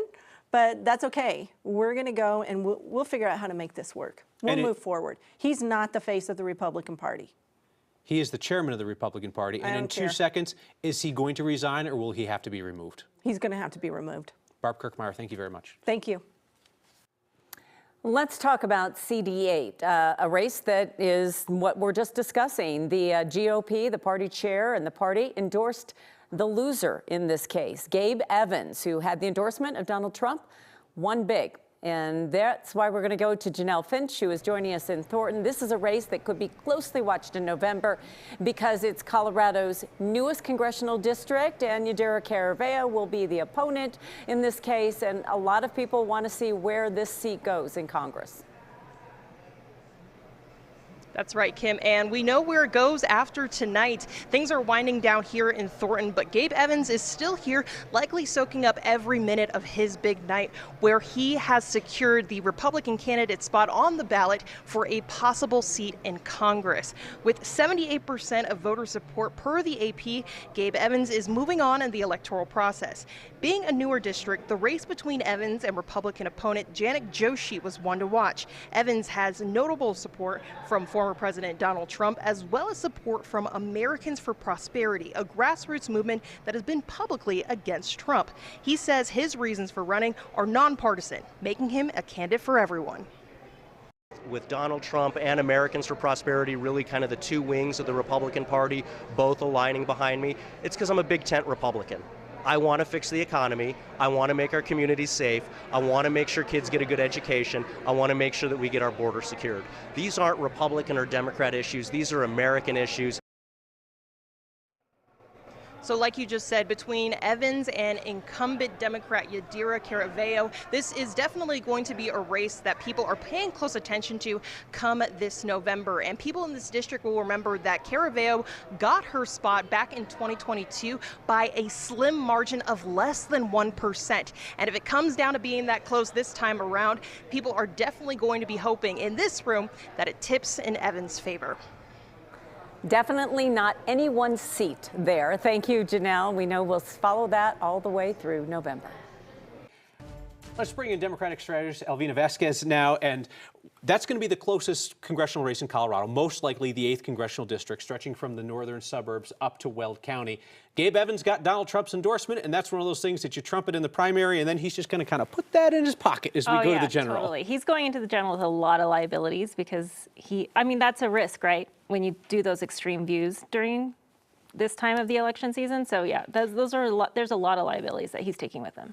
One thing that I see Democrats doing, especially people who mail in donations, is that they like to aim for the big fish as opposed to maybe the winnable races, right? The people who want to say, we can take out Lauren Boebert in this safe Republican district, or maybe Adam Frisch can win in the 3rd. It's Yadira Caraveo's race, the Congresswoman's race, that Democrats are really going to be focused on in November. Oh, yes, absolutely. Yadira, we need to keep her there in CD8. I think it's going to be tight. I think it's amazing to have 2 Latinos running in that seat. That's great for representation, but it's a very interesting district. You have oil and gas people that are employed. You have oil and gas folks that want changes to how that system is working. You have economy issues. You have folks migrating from Denver and other parts of the state to that district. It's a very interesting place to go. Yeah, it's not an extreme district. I mean, It's not. It's got a lot of people with interesting views. So when we talk about the centrist versus progressive split in the party, we should acknowledge that you were with a group that spent some money for Sean Camacho to defeat progressive Elizabeth Epps. What do you think we're seeing tonight, where there were some progressive victories, but centrist Democrats with some big money backing really had a good night? What was that? Money, message, both? I think it's a little bit of both. I think it's a mixed bag. I think, the Senate's picking up Weissman, who's progressive. I think it's going to be interesting to see how they govern. A lot of the Democratic Party is very dynamic in our thoughts, right? We're not ideological, and it's great to see those differences of ideas and how to govern within our party. I'm actually very proud of our party to be so diverse. All right. Elvina Vazquez, thank you so much for your time. Thank you. The summer heat is on, still 83 degrees in downtown Denver after a day with highs in the triple digits. And the sunset at 8:31 was glorious, the color in the sky. From Centennial down through Denver and up into the Steamboat Springs area, you all have been sharing your view of what has been the warmest day of the season so far at 100. Not a record, the record 105, but we haven't seen a number like this since August 5th in 2022. So definitely the hottest day of the season, and not just for Denver. Much of eastern Colorado, western Nebraska, and Kansas. When you look at these highs, consider the average high is actually about 87 degrees. And we want you to be reminded, pets and kids in the car, yourself, when it's 90 degrees, a car in 30 minutes time, it can feel like 124 degrees. So please be careful as this excessive heat just continues. The heat wave will come to an end, though, and that's going to happen later in the week. 80s at the airport, low humidity, winds picking up out of the northwest. We're tracking a weak cool front, but the air quality is still not great. High levels of ozone mean an air quality alert for high levels of ozone through about 4 o'clock tomorrow. There are isolated gusty storms coming off the foothills, but producing wind and lightning and not the beneficial rain that we need. But that's going to be changing tomorrow. Tropical moisture is feeding in underneath the ridge, and that's going to interact with a weak front coming in tonight. Today should have been the warmest day of the week. A slow cooling trend will get us into the 80s on Friday and Saturday. And with abundant moisture tomorrow after a mostly sunny start, scattered storms will develop around 2, move into the city around 4, and could reach severe limits. We are at a marginal risk for storms that could contain 1-inch diameter hail, gusty winds to 40, even 60 miles per hour. Thankfully, a low tornado risk. So a much more active weather day than the isolated gusty storms we were tracking yesterday and today. Clear skies overnight, a sunny start to the day.